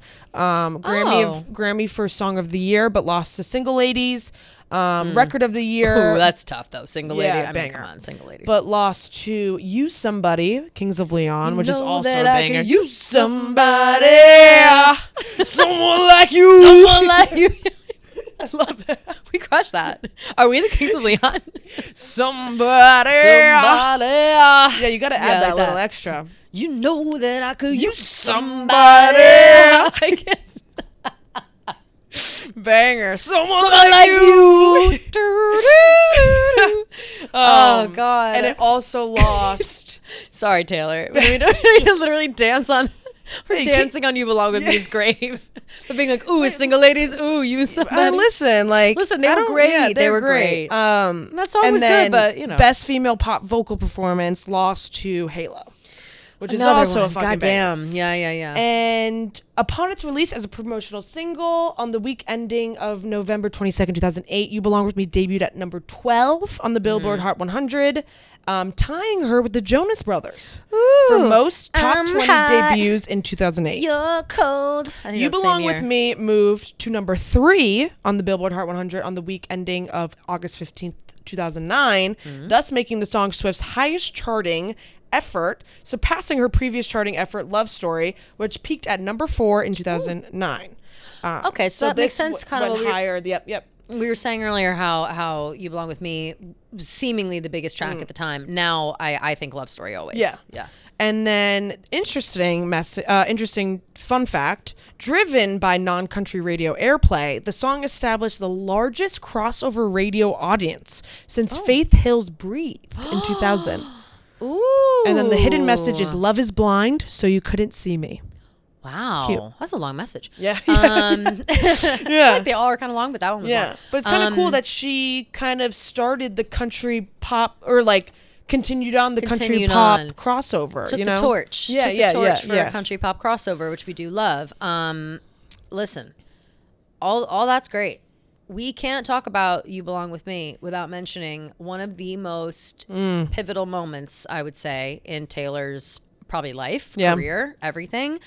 The moment when, for some reason, Kanye West decided to insert himself into Yeah. her life forever. Yeah. Like a fucking Crazy how that literally like a leech, Yeah, an forever. amoeba, something forever. Like that. This was the moment at the 2009 VMAs. Taylor won best female pop video, Mm-hmm. and just best female video, I think, at the VMAs over, I assume, Single Ladies. Yeah, Beyonce, would have been the thing. And that's when Kanye West stepped up on the stage and said, Taylor, I'm going to let you finish, but Beyonce had one of the best albums of all time, or best videos of all time. blah, blah, blah. Taylor heard the boos, thought they were for her. They were for Kanye. Beyonce was mortified in the front row. And from then on, it was just this a never-ending thing. Yeah. Exclude me from this narrative. And you know, as we continue on through the rest of her discography, it will come up every time from here on out. Yeah. Like, there's every album, there's something. Yeah. That, not necessarily with the songs, but times in her life. Yeah. But it was crazy. If you haven't seen that video, it is so... Kanye West is so fucking gross. Like, I cannot believe... She's a 19-year-old girl, 20-year-old girl, and he's what, like a 35-year-old dude coming up Easily. and taking the mic out of her hands. So is so insane. fucking Like, crazy. I remember watching it in real time and thinking he was an asshole, thinking like, oh my God, what's going to go on? And not, I guess, thinking about Taylor, because I thought, not thinking about how Taylor felt, because I felt that it was so clear, at least as a viewer, that Kanye was the asshole, poor Taylor, like whatever. And then later on, Beyonce let her finish her speech, which was great. She was up there to Taylor Swift was up on stage with Taylor Lautner, who was one of the people presenting the award to her. They, I think, were dating at the time. And so that was its own thing. But I just remember watching it and being like, God, what an asshole. And then hearing about it years later when she like describes how she felt at that time is heartbreaking. Because you don't... Especially the booing part. Like, the booing part, it's awful. Like, to think that people are, booing you when they aren't. And so then watching it back after hearing how she talks about it and seeing her face, it's like heartbreaking to see. It's terrible. It's terrible. I and honestly Kanye haven't even watched the full thing in God knows how long. I saw it kind of recently. I forget why. Oh, ow. I'm like uncomfortable right now. Oh. I feel like I hurt my tailbone. Uh-oh. Okay, no. Okay. Do you want this pillow? It's hurting no, I have it on my back right now. I think I'm just sitting in a weird way. Yeah, these chairs are not They're comfortable. not. They never are. These rooms suck. The lighting is bad. I did Chicks in the Office with Rhea on Monday because Fran was still traveling back, and the lighting in there is so nice. I just look great. All the clips. Yeah, it's great. lovely. Well, because they're not against a fucking white I wall know, with it's white ridiculous. lights. Yeah, ridiculous. Anyway, so yeah, that's pivotal moment. Pivotal moment in her Unfortunately. life and her career. Yeah. And everything. God, I'm so uncomfortable. No, I don't know. Something's going on with my tailbone. Do you need to switch? Do you want to switch seats? No, I think I'm better now on my side. I think I was just sitting in the same spot for too long. For You Belong With Me, my favorite line I have, I know your favorite songs and you tell me about your dreams. I love that so line cute. too, Yeah. G. Great one. Thanks. I'm gonna go. I know your favorite songs and you tell me about your dreams. Think I know where you belong. Think I know it's with me. Can't you see that I'm the one who understands you? Been here all along, so why can't you see? With me. Yeah.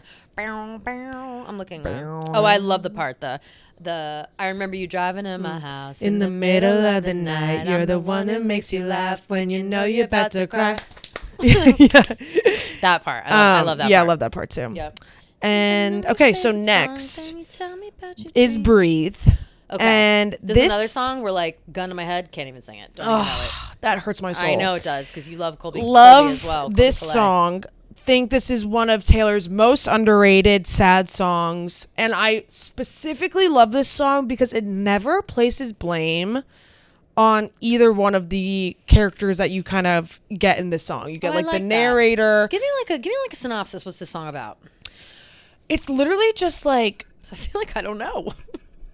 something went wrong between two people. Mm-hmm. She said that it's written about an end of a friendship. Right. Oh, okay. Yeah, so it's kind of like no one did anything wrong, Mm-hmm. or that's what it seems. It kind of just like something happened and it had to end, Mm-hmm. and it really hurts, but it's kind of just like the way that life goes. Right. Like the bridge is like, it's 2 a.m. feeling like I just lost a friend. Hope you know it's not easy for me. It's 2 a.m. Feeling like I just lost a friend.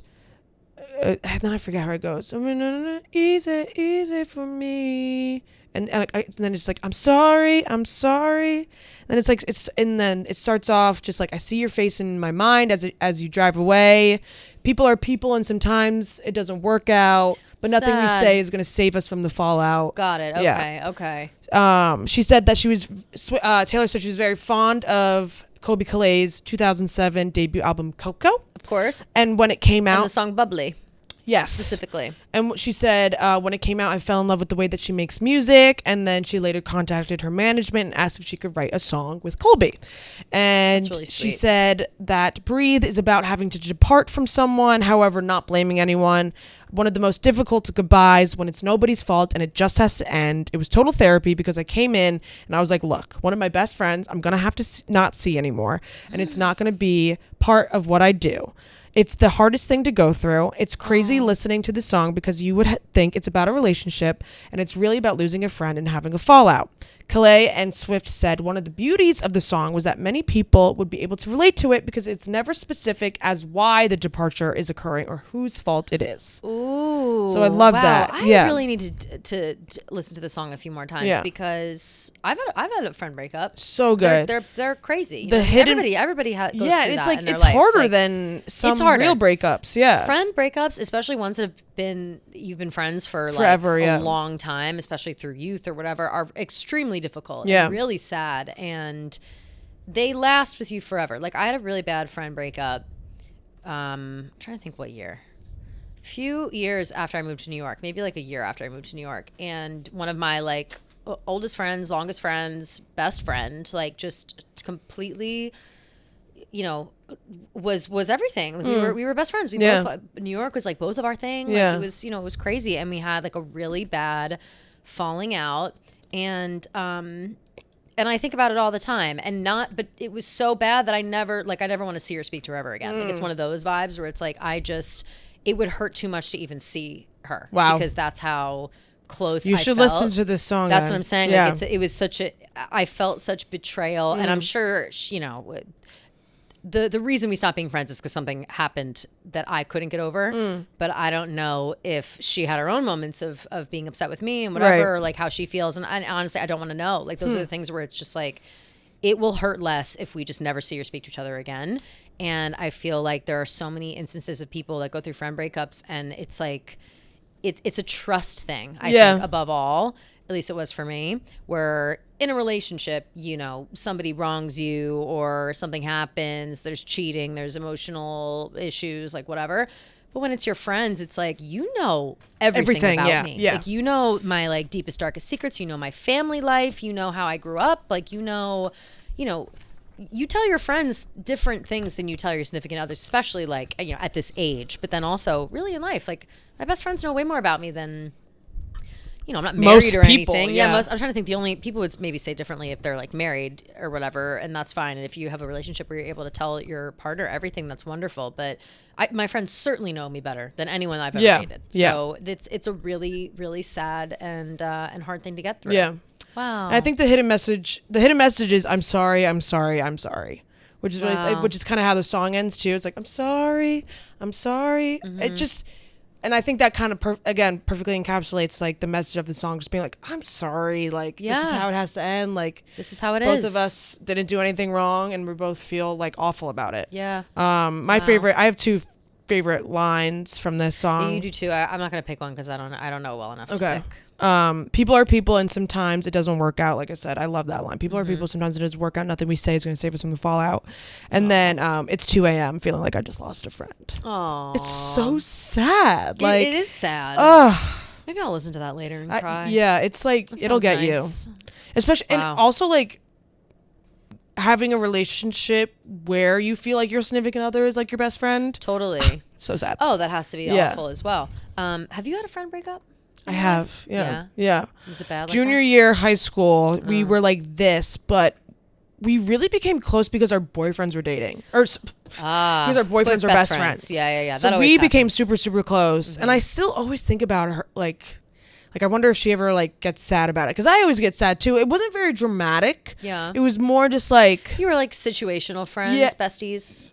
we were so close Wow. for like a year, and then all of a sudden we just like totally parted ways. And now like if I ever see her, I'm just kind of like, hey, like it's like really Right, awkward. it's like awkward. You don't really Yeah. know each other anymore. Yeah, it's I feel like sad. that happens too all the time. I feel like in high school I had different phases. Like every year I'd have like a new, like not group, but I'd like add to my roster of friends, and I would like go hang out with different groups. Yeah. Of people. I was in such a big school also, which I always forget about. Like maybe that other people don't have the same experience, but yeah, you'd spend like you'd go hard nonstop. Yeah. with, We like, would. one We person spent for so every long. second together. Yeah. And all of a sudden you don't. It's Yeah. like, well, okay. So, yeah, it's so weird. And then we just That's like it. never said anything about it. Right. Damn. It's yeah. tough. Yeah. Friend breakups are sad. Very sad. Banger of the century. Tell me why. Banger, banger, banger. So fucking good. In an interview with Associated Press, Swift said, "I walked." God, Liz Rose.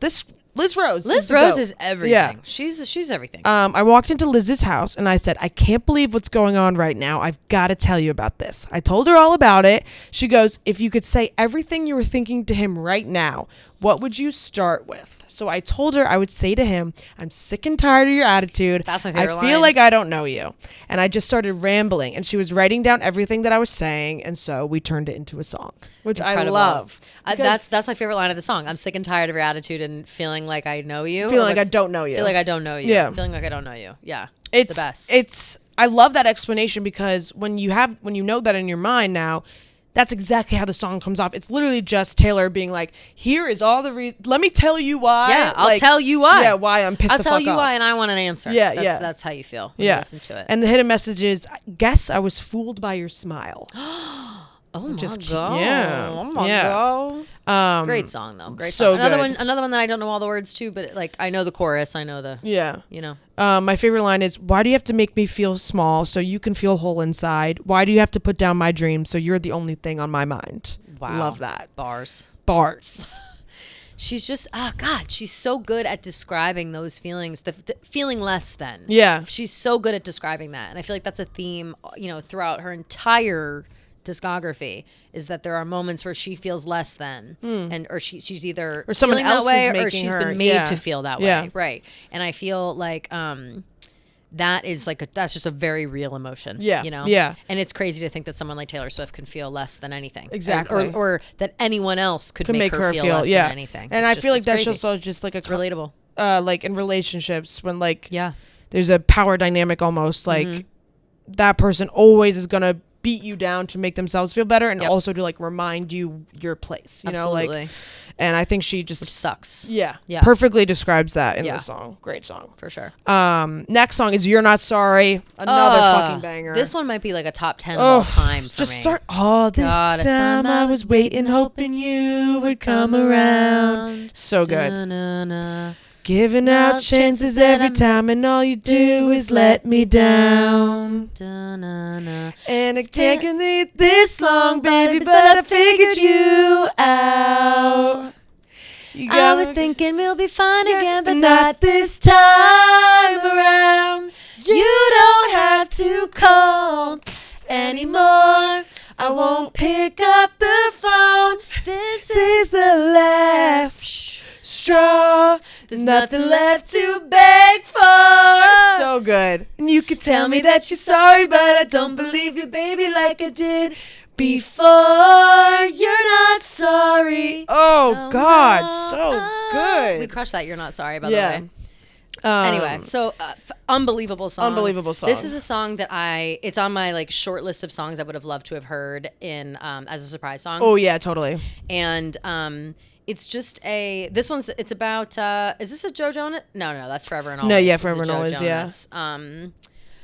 Just an unbelievable song top to bottom, and one of her first, I think, like angry songs. Like I feel like she has should have said no, I guess is angry. Yeah. And she had a few other angry songs, but this was like a sad anger, like a I'm mad and disappointed. Yeah, kind of Yeah, song. it is kind of giving, like, I'm not Yeah. mad, I'm disappointed. Yeah, which I love. Yeah. So says it was inspired by an ex-boyfriend who was later revealed to be the opposite of what she had originally thought. Swift God. recalled that at first he came across as Prince Charming, but as the relationship continued, Swift was informed of numerous secrets about her boyfriend that she was not aware of, and one by one I would figure them out. I would find out who he really was, she said. She wrote "You're Not Sorry" in an emotional state, which she described as the breaking point, where she thought to herself, you know what? Don't even think that you can keep on hurting me. The circumstances reached a point where she felt like she had to walk away. Wow. And she said that it's about a guy that kept apologizing and kept doing the same thing over and over again. And after a while, you just have to stand up and be that person and say, you're not sorry at all. Bye. Exactly. Bye. Bye, And bitch. the hidden message is she can have you. Ooh, yeah. What? Yeah. Damn. Yeah. God, I love when she Love does this it. shit. Yeah, I she love can have when she you. does Yeah. that shit. She can have you. Yeah, so Good. it clearly gives you a little bit of like maybe he was toying around. Clearly. Yeah. Maybe Clearly. there was some emotional cheating going on. Maybe Wow. not physical, but yeah, she can have you is crazy. Love that. Wow. Yeah. Excellent. It was also on an episode of CSI. Oh. Yeah. Fun Does it fact. say which CSI? No, Las it Vegas? just says a remix version for the television episode of CSI crime scene investigation that Swift made she made an appearance in. So they played that song that she made in the episode that she made Taylor an Swift appearance was on in. CSI? I Yeah. loved CSI. Let's see. Taylor Swift, CSI. Yeah.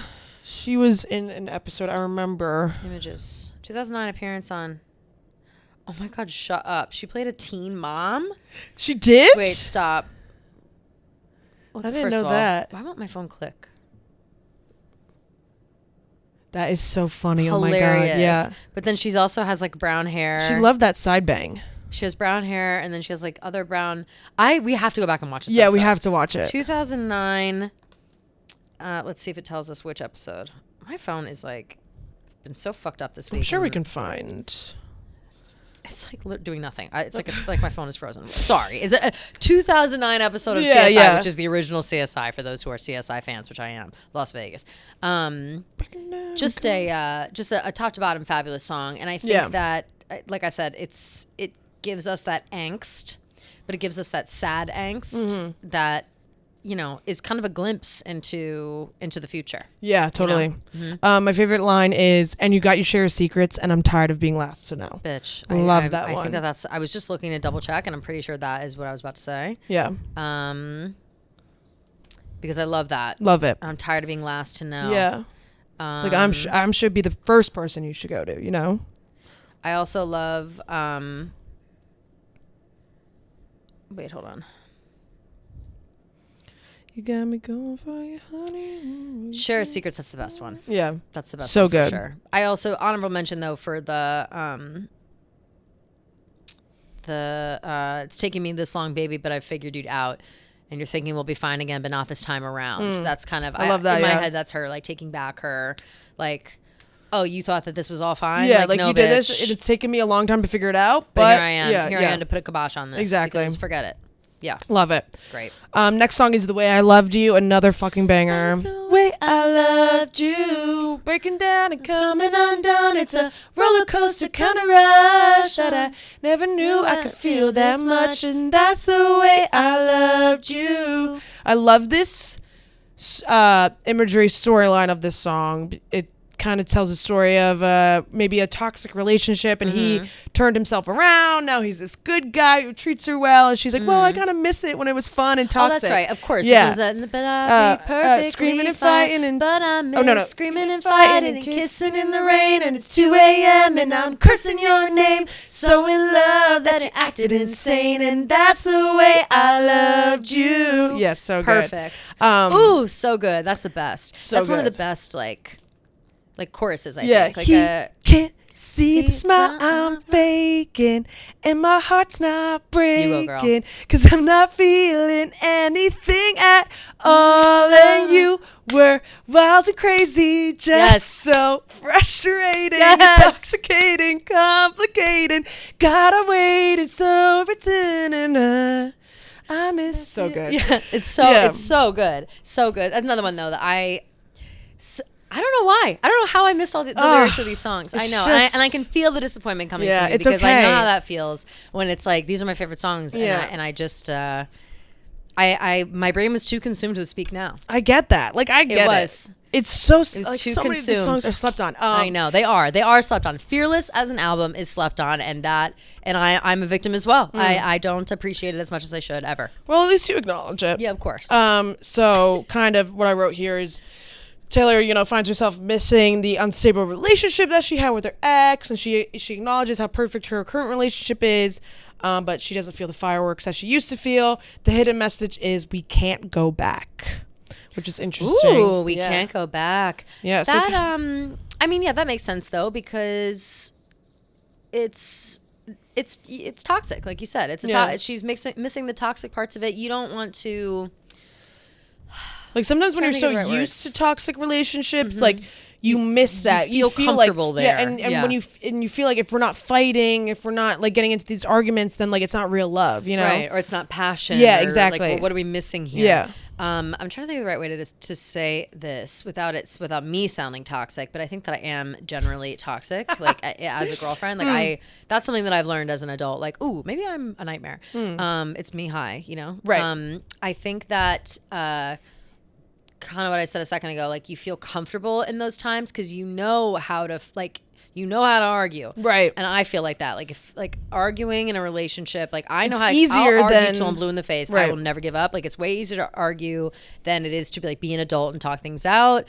Arguing just feels like, you hold things in for a long time and it eventually comes out as an argument. And again, like you can get comfortable in like living your life that way in relationships. And when you find someone who does not operate like that, that's when it's like a harsh look in the mirror. Totally. It's like when they don't want to argue with you and they don't want to do those things because they're like healthy people. Yeah. It's You're like, oh fuck. Yeah. Literally. It's like, oh shit, I'm the asshole. Yeah. Here, it's Then me you high. realize. Yeah. And then there it is. Yeah. That's But and I it's like also like but I like a playful way of looking at it. Yeah, Like this is like I'm right. screaming and fighting, kissing in the rain because like you fight. It's not like the kiss and make up. toxicity that we're thinking of. No, You know no, what no, I no. mean? Yeah. It doesn't go that deep. Yeah. But it is like on the surface, if you hear those lyrics like that, you kind of think like, oh, Totally. But then my favorite line is, "He can't see the smile I'm faking, and my heart's not breaking because I'm not feeling anything at all." love that. love that one. Let me see what I think. Because I'm not feeling anything at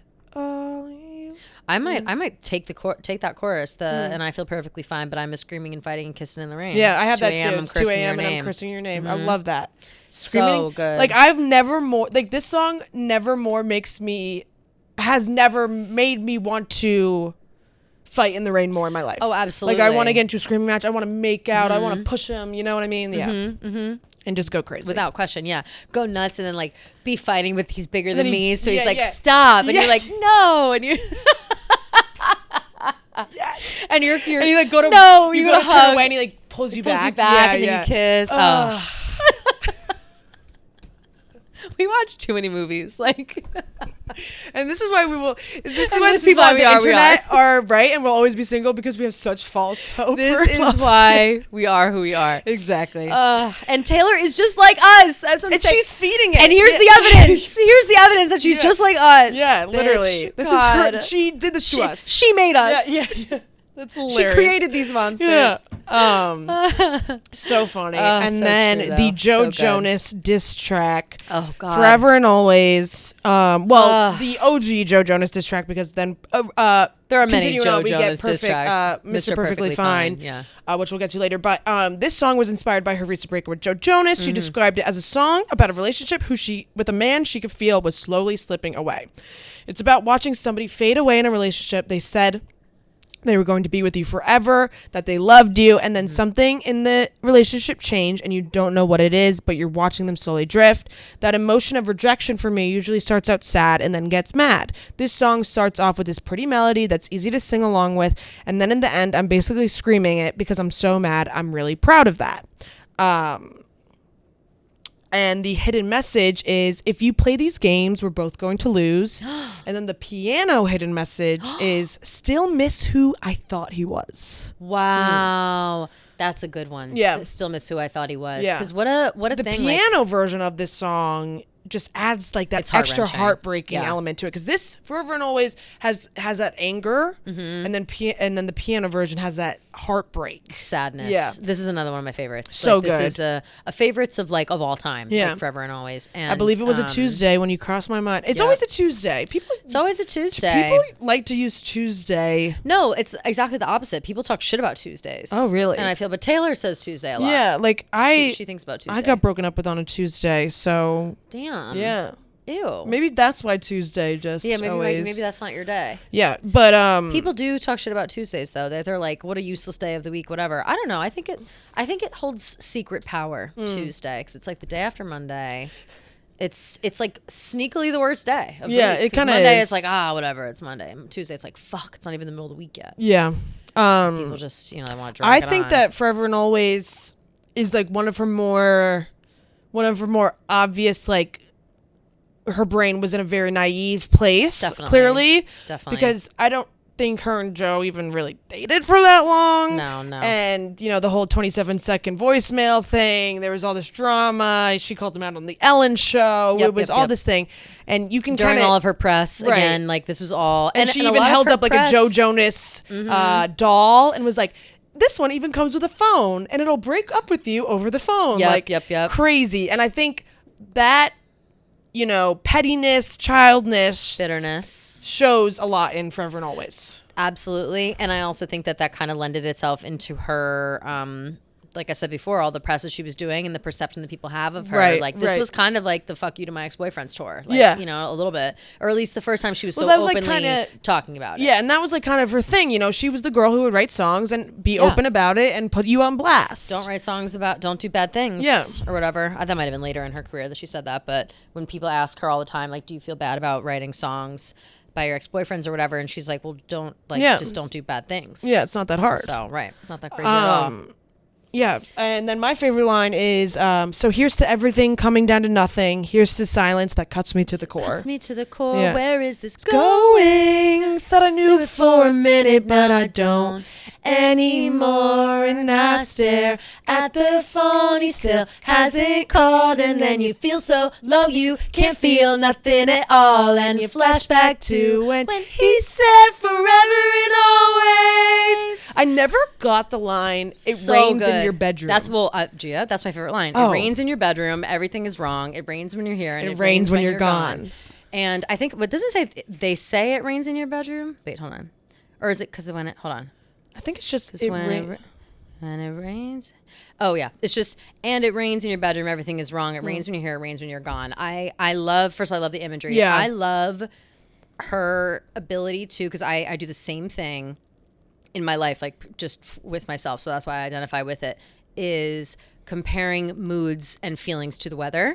And rain is such a I feel has such a complicated relationship with rain. This is so weird, but I kind of feel the same. Like it's just some days I sometimes you love love a it, rainy yeah. day and I love walking in the rain and I love being in the rain and it's like, So true. she sings it in the song we just said, screaming and fighting and kissing in the rain. Like that's rain Yeah. with romance. Yeah. And here's rains in your bedroom, rains when you're it's- gone. yeah.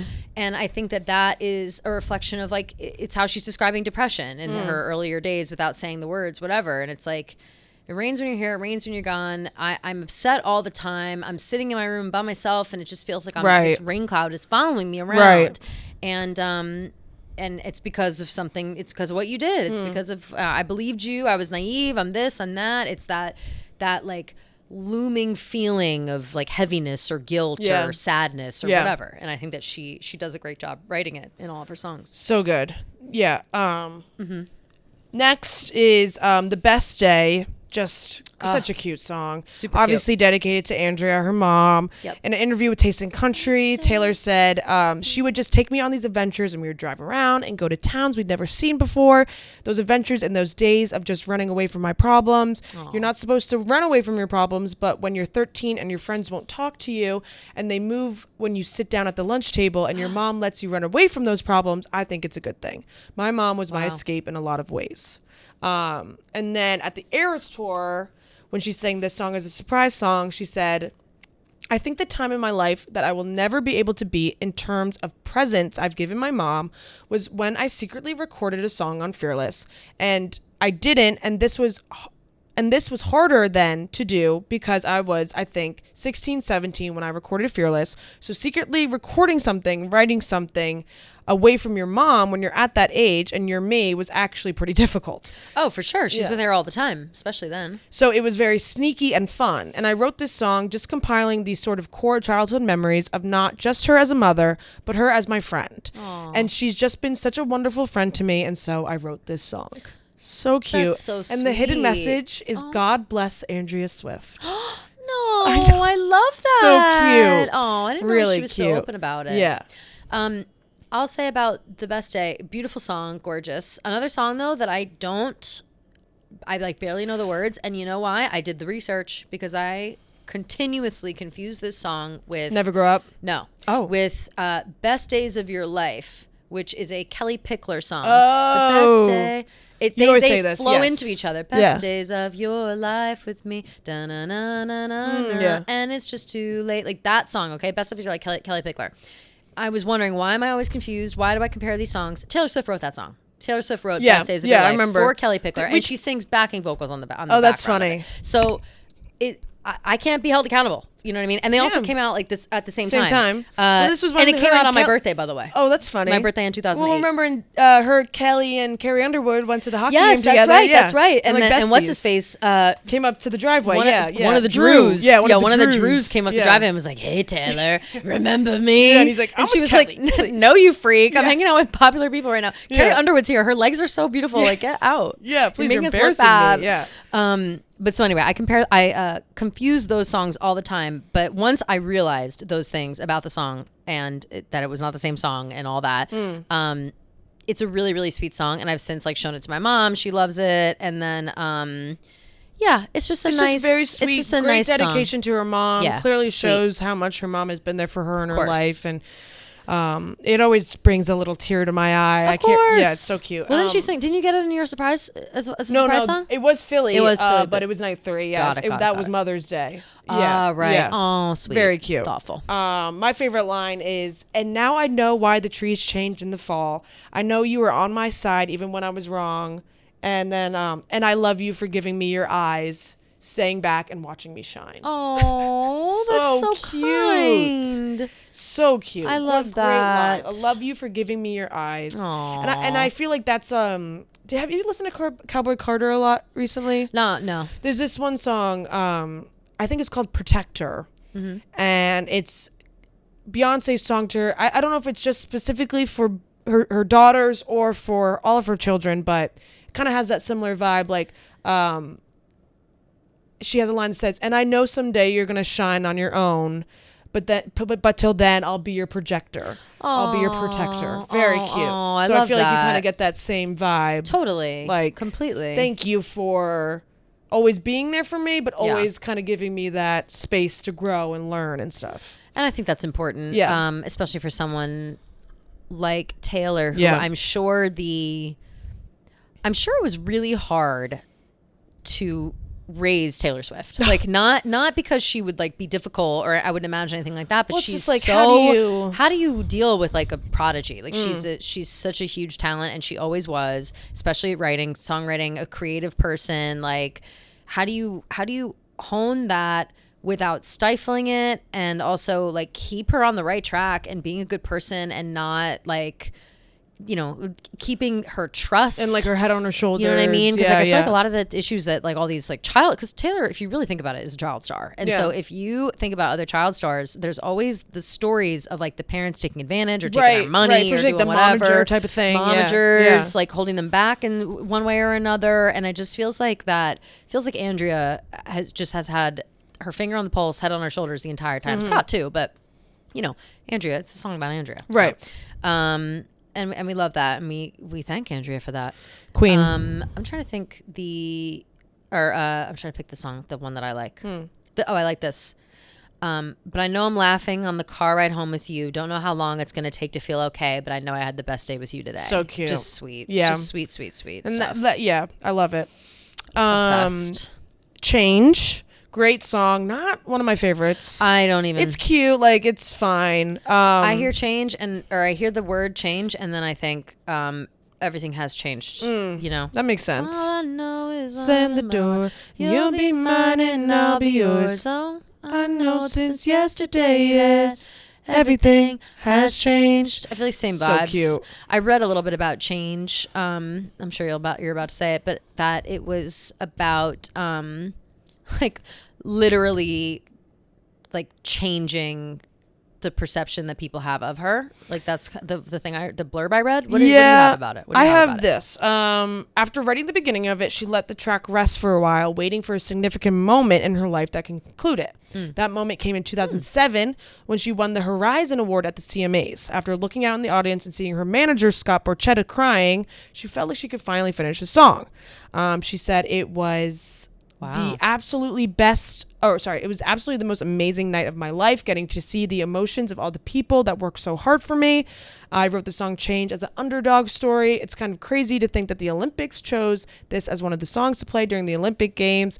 That blew my mind because when I actually wrote this song, it was about being on a small record label. And when you're at a record label that has 12 employees, you have to work harder to get on major tours. You have to work harder to get presenter slots or performer slots on award shows.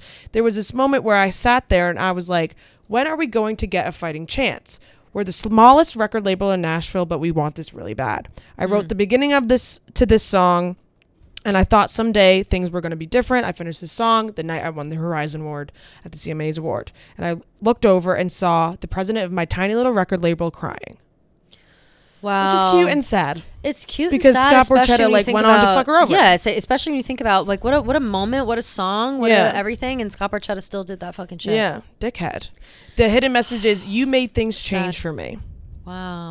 And Taylor That's explains devastating. yeah, it's so I sad. didn't know that. And I guess she had like another tidbit in the hidden message, saying that she appreciated her fans and that her fans were able to make her life so much better than it was, for help kickstarting her career and making things change. Wow.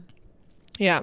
So it's kind of like little bittersweet. Yeah, bittersweet. Bittersweet. Yeah. Yeah, I mean, we've not ever heard that song. That's what I'm saying. I don't think I've heard. Obviously, Yeah, the song she came has out not and performed whatever. it. She's never performed Yeah. it. Like, on Eras Tour, and I haven't heard about it in Yeah. a long time. Like, even when this album came out again, I was like, "What's that song?" Like, I feel like I Right. just have never known it. Like, and maybe that's obviously on me, but I don't know why that is. I don't know why I know some so much better than I know others. Like, Yeah, I don't know. It just really never did it for me. damn, there's so many more songs left. I know. Oh my god, I didn't even realize. See, these are, The thing, but the vaults, there's really not that much on the vault tracks, honestly. Oh no, yeah. But yeah, it never, the meaning of the song never really resonated with me. I guess Yeah. because I never really like had to like fight tooth and nail to change something about my life or something. I don't know. I don't know. Maybe I'll give it another listen, but I'll be honest, it's tainted now. Knowing Yeah, that totally. that was a Scott Borchetta Shout out, love yeah. story, basically. Not love story, but shout out. Yeah. Yeah. Okay. And then Jump Then Fall. Jump Love Then Fall, this song. another one on my Underrated song. pantheon. Yeah. Be there, you know Never it's gonna leave me. Say that you wanna be with me too. Gonna skate through it all, so jump then fall. Oh. Great Swift song. said in a note that came with the platinum edition of Fearless that this song is about jumping, then falling into the most magical summer love imaginable. And the hidden message is Totally is that. It Yeah. totally is that. She's hit nail on the head, yeah. girl. And the hidden message is last summer was magical. Wow. So it's very cute song, just about jumping, falling. in her country days, it was all very summertime vibes. Yeah, Like, all the very, songs yeah. were summertime, love in the summer, Yeah. barefoot in the grass. Like I'm young like, and I'm in love yeah, and yeah. it's easy but daddy, I love him. Yeah. Like just, all that shit. For sure. The line that I love is, the time is going to come when you're so mad you could cry, but I'll hold you through the night until you smile. Oh, So cute. That's a good one. Yeah.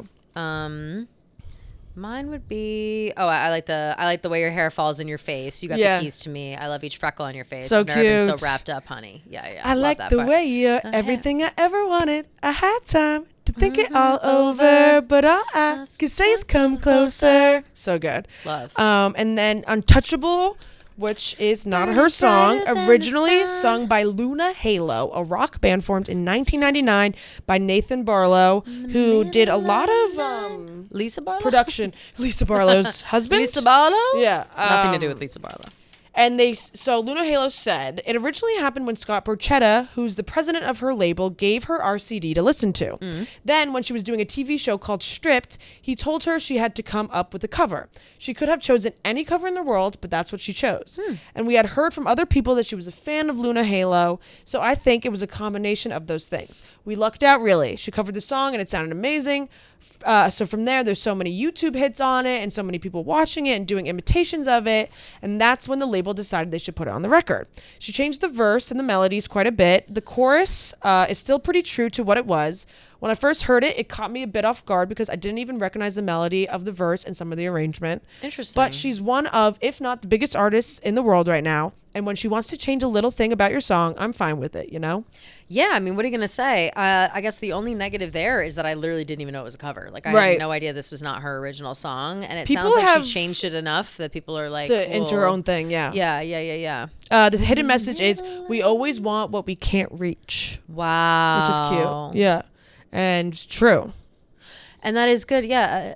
In the middle of the night when I'm in this dream, it's like a million little stars spelling out your name. Yeah. You got to come on. Say that we'll be together. Come on. Yeah. Little taste of heaven. So good. Very that's good. my favorite line. In the middle of the night when I'm in this dream. Of course, it's like yeah. a million little stars spelling out your name. So cute. Then Come In With The Rain. One of my favorites, if not top favorites from this album. So good. Come In With The Rain is fabulous. Yeah. Another one that always is... I think the camera died. It's okay. We still have the main one, so it's fine. Okay. But I didn't know that Come In With The Rain is an old expression. Oh, yeah. Yeah. So when bad times come, people come to their senses and realize what they wanted was there the whole time. In this song, Taylor is tired of trying to get this guy to like her, so she is just going to wait until he realizes himself that he likes her.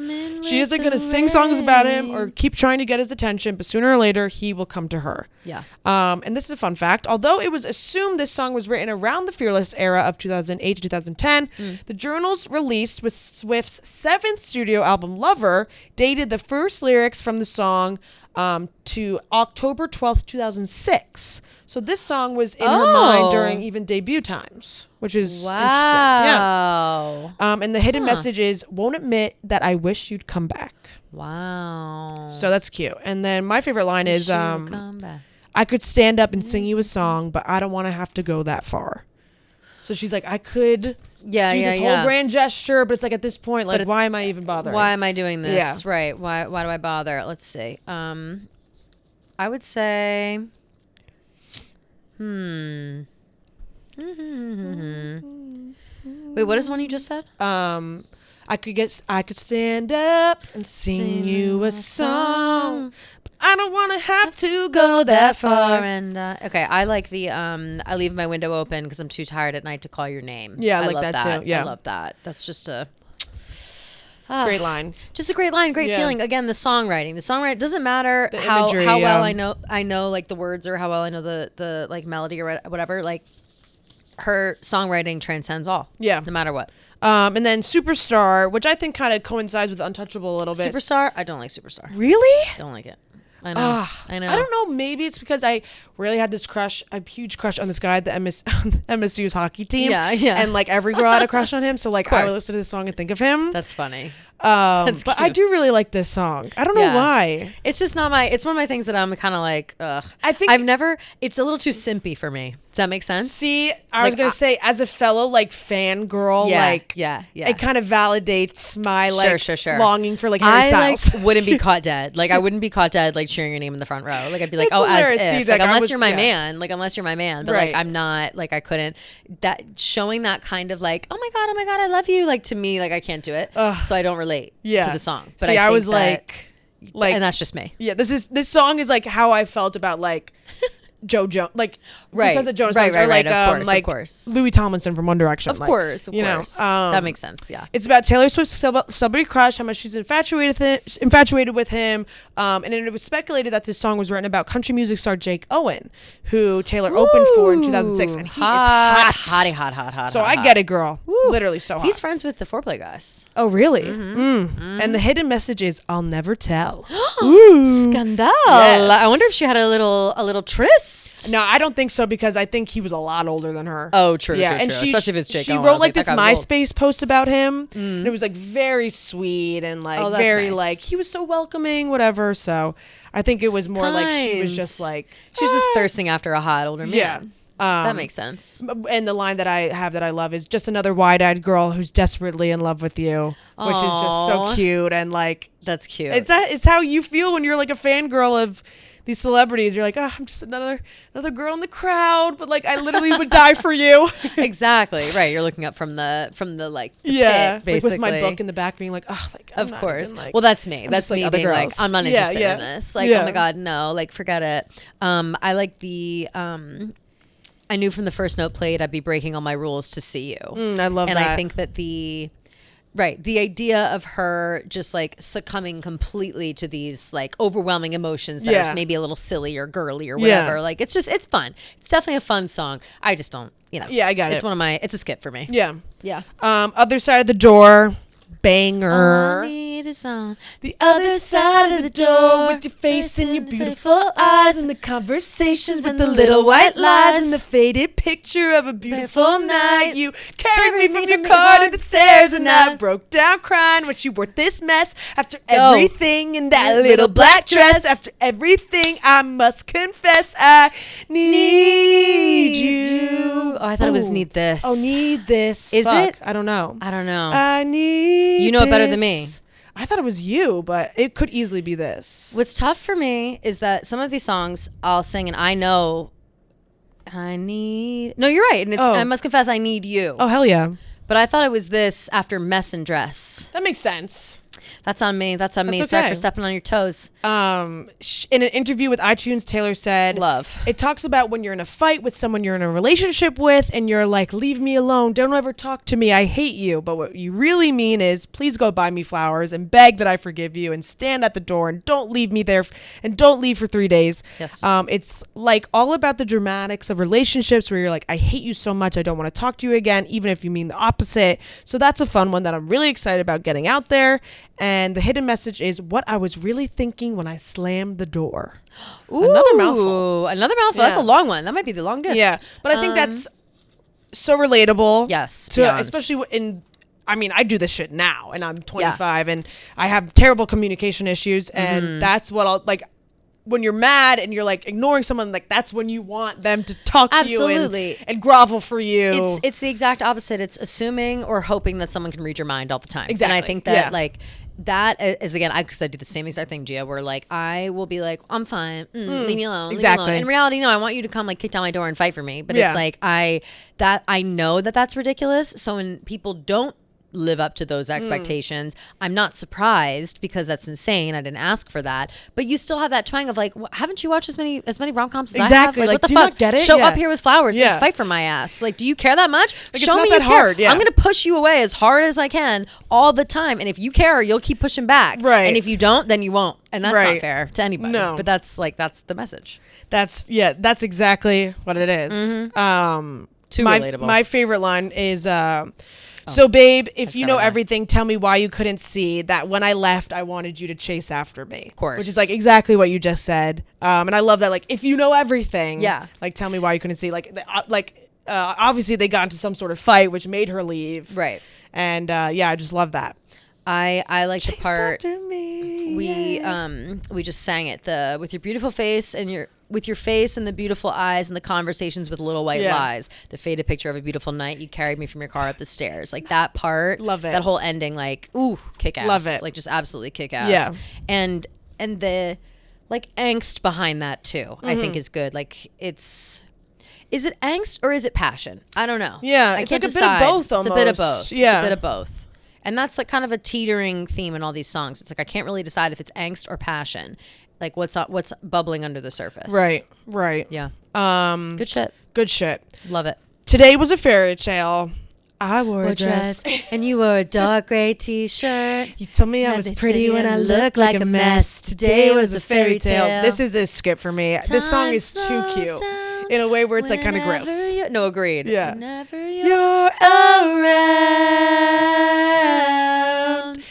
Can you feel this magic in the air? I can't even. Must have It's been too the high. way you kissed me. This song was written by Swift and was supposed to be for Fearless, but was ultimately left off the album. And it was released in January 2010 by Big Machine Records as a promotional single from the corresponding soundtrack for the 2010 film Valentine's Day, which she acted it in. Of course, alongside Taylor Lautner. Alongside Taylor Lautner, she played Felicia, the cheerleader. And then it was included in the re-release of Fearless, Taylor's version, since it was written around the same time as much as Fearless. So it's written at the same time as Fearless, so she was like, let's put it on there. And actually, in Canada, Today Was a Fairy Tale became Swift's first #1 song. Oh my God. Yeah, isn't that funny? How funny, how random, because you're right, it is like it's a young song. Yeah. Like, this is it's got fairy tale in the title. Yeah, and it's all very high pitched. Vibes of it, high pitched. Yeah. It's her little girl voice. Yeah. Like it's that energy for sure. And the fact that it would sing Valentine's Day is like, Yeah, it's perfect. Going back also Valentine's Day, funny that we're bringing that up again because we were just talking about how she is like kind of pick me energy in some of these songs, especially You Belong With Me, where she's like making fun of the cheerleader and whatever. Her role in Valentine's Day is she plays like a dumb ditzy cheerleader. Like that's her whole thing. Like she's fucking, what cheerleader? I need to know. Like these are the things I need to know. She was basing her person off of? Like I need to know like who she knew or like what the perception was. Cause like obviously those people exist, but they exist more in movies than they do in real life. Cause like I was a cheerleader and sometimes I'd lean into it and other times I'd be like, I'm not like these bitches on TV. Right. Like, it's not Bring It On. You know what I mean? But that song was that movie was the hotness for a while. So I wonder if some of her like perceptions or imitations or whatever of like the cheerleader and the football team are like movie based or reality based. I always wonder. I don't really have a favorite line here. Yeah, no, me neither. I just have like, can cute. you feel the magic in the air? Must have been the way you kissed me. Yeah, I thought it was cute. Yeah, super cute. But then You All Over Me. You All Over Me is a great song. Maren Morris. Is this the first one from the vault? Yeah. Yeah. Okay. So now we're in the vault. Now we're in the vault. It's a once unreleased song that leaked in 2017. It written in 2008. And people. Oh, I didn't know that. Yeah, I didn't know that either. That it was leaked. Yeah. But I never heard it before this. Yeah, no, me neither. People think that it seemed to have inspired the guitar work in All Too Well and the lyrical concepts in Clean. Ooh. Because it kind of has similar storyline imagery in Clean. Kind of like. I went through this drought and I went through all this and I'm finally clean, but I still, just because you're clean doesn't mean you don't miss it. I'm looking at lyrics right here. Yeah. But no amount of freedom gets you clean. I've still got you all over me. Yeah, that's what I have for my favorite line. No amount of freedom gets you clean. I still got you all over me. Wasted time, lost here. Yeah. Lost tears. Swore that I'd get. I don't know the words, honestly. I don't know them either. Wasted time, lost tears. Swore that I'd get out of here, but no amount of freedom. No amount of freedom gets you clean. No, it's no amount of freedom gets you clean. I still got you all over me. I pretty much only know that part. Yeah, me too. I'm not a big fan of the Fearless vault tracks. Neither I am think I. that they're the least strong vault tracks out of all, except for Mr. Perfectly Fine, banger. Agreed completely. Mr. Perfectly Fine is one of my favorite vault tracks, period. Yeah. But the only one that I care about on this album. For sure. All the other ones, I don't even think I've listened to them more than once or twice. Yeah, me too. Like, I just don't give a shit. Mr. Perfectly Fine came out, and I'll paint you a picture. I was with your sister, actually. Oh. And we were in Aruba, and it was the day that Fearless Taylor's version came out. So I actually wrote it down. It was April 9th, 2021. And obviously you got your Jonas Brothers girls. Yeah. And so when Mr. Perfectly Fine came out, Ooh. I was like, ooh, Fran, like, what are you thinking about this? And she Yeah. loved the song too, obviously. And we both were just like, ooh. Yeah. And then I believe at the time, 2021, maybe the same day, if not a week later, the now divorced Sophie Turner posted it on her story and was like, it's a good song. Yeah. Like it's a She bop. posted on her story saying it's not a bop. Yeah, which is there hilarious. There it is. Yeah. So And we kind of love Sophie. confirming that it is about Joe. Of course. And I love that she could make a joke out of it. Yeah. And Taylor actually reposted that story and said, forever bending the knee to the Queen of the North. Love. And then she, So funny. I guess when she was doing promo for Taylor's version of Fearless, you could ask questions to the Amazon Echo, and then she would like answer. And she said, "Mr. Perfectly Fine is a song that I wrote alone. It was definitely an early indicator of me sort of creeping towards a pop sensibility. I've always listened to every type of music, and even though Fearless is a country album, there were always these pop melodies creeping in. But I really love this song, and I love the bridge. I think the lyrics are wonderfully scathing and full of the teen angst that you would hope to hear on an album I wrote when I was 17 or 18, or, you know, on that cusp." Absolutely. So true. Mr. Perfectly Perfect Fine. to the T. Yeah, to Yeah. a T. Even the like just the title and that line in the chorus, obviously, Mr. Perfectly Fine. Like it's just a great. It reminds me of something else. I'm trying to think if it's like something else that she's written. Mr. Perfectly Fine. It gives me kind of like All Too Well, like an All Too Well, when the way she talks about, like the way she. It's like she talks not down, but like petty, bitchy, bitter, like that kind of vibe. The way she talks about it, it's like, "How's your heart? Why you breaking mine?" Yeah. Same vibes of All Too Well, and also I'll Bet You Think About Me. Yeah, totally. I bet you Very think much about me. like Yeah, that yeah. same tone of voice. Yeah, yeah. And so I love that. For do you have your favorite? Yes, I have. Lines, so I won't take So them. dignified in your well-pressed suit, so strategized, all the eyes on you. Sashay away to your seat. It's the best seat in the best room. Love it. Love it. Sashay away. I love that. Love that. It's the I best love- seat in the best room. I love this whole part. Cause I hear he's got his arm Round around a a brand new girl. I've been picking up my heart. He's been picking up hers. And then picking up her. And I never got past what you put me through, but it's wonderful to see that it never phased you. For some reason, I like that. Mr. Perfectly I love that. Fine. Whatever. Also, too, I know why I think of these together is hello, Mr. Casually Cruel. Mr. Everything Revolves Around You. Casually Cruel in the name of being honest. Right. Yeah, so true. And I love, I've been Miss Misery since your goodbye, and you're Mr. Perfectly Fine. I love Miss Misery. Yeah. I've been Miss Misery since your goodbye, and you're Mr. Perfectly Fine. So good. Maybe I like it because it's more poppy. Yeah, probably. Yeah.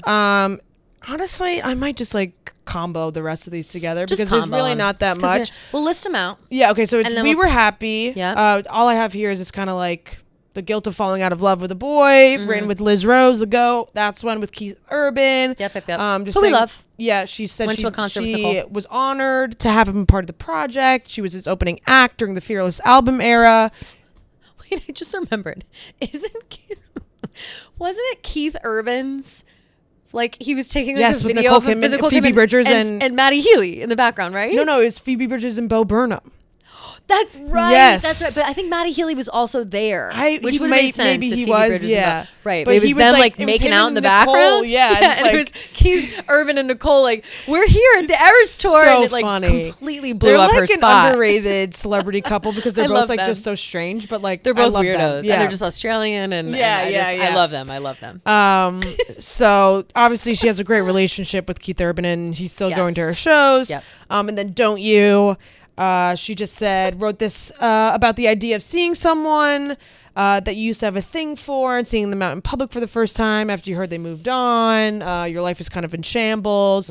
Jack Antonoff produced Don't Maybe You? I should go back and listen to that one. Right. I just none of these really do it for me, but yeah. And then Bye Bye Baby was originally titled The One Thing. It was people think it was taken off the album because it was very similar to Michelle Branch's Goodbye to You. Goodbye to you. That's one of my favorite songs of all time. Yeah. Goodbye to you, Michelle I don't Branch. even You know that song. Goodbye to everything I knew. You were the one I want. Something at the strength to hold on to. Yeah, I don't know. I don't know Bye Bye Baby. I know it's Bye Bye to everything that Bye Bye, Is that the- baby. Let me You play it. got me back and it's all out of nothing, and all you want is my friendly. Yeah, you have to. Skip it. Yeah.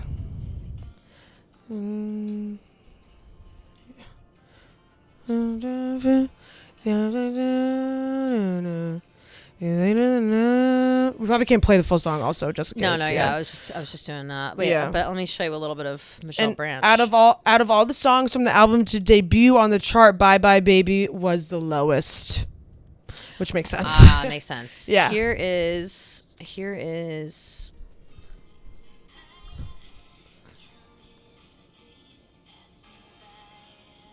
Hold on.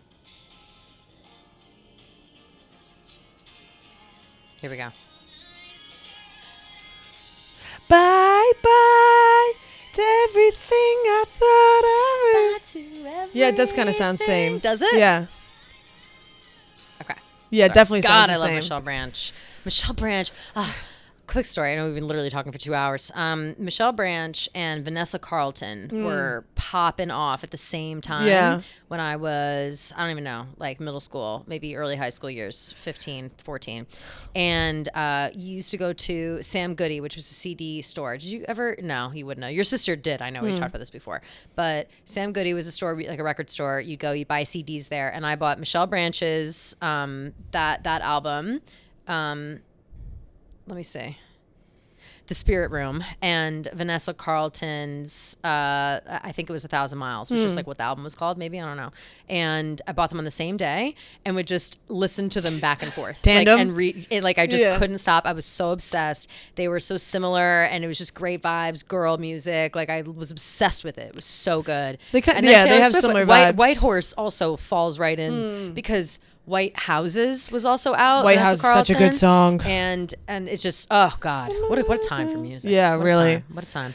Yeah. All right, So is that that's all of them? Fearless. Oh God, Yeah, thank God we're goosh. done. I no offense to Fearless, but like, yeah, it's just some of the songs on Fearless for me really stick out, and I think have become like cornerstones of her life and her and Yeah. everything and whatever. And I think, correct me if I'm wrong, or actually no, here's a better question. She, I think, does a really good job on and the Fearless set at the Eras Tour. I think she picked personally, I think she picked the perfect songs. Do you wish that she had one on there that she doesn't have? Yeah. Well, I think my own personal opinion, I wish maybe there was like one fun deep cut, like Coming with the Rain, or True. or maybe Forever and Always would be fine. Forever and Always. Yeah. I do wish one of the sad songs made it on. Like Yeah. White Horse, maybe. Like, But I just feel that way about I feel that way about Speak Now. I feel a way about a lot of those eras where, you know, it's the hits, and it makes sense. It's the hits. But you can never ever go wrong. I love that she put Fearless on there. I think that cemented it as one of my favorite parts of the show. So Same.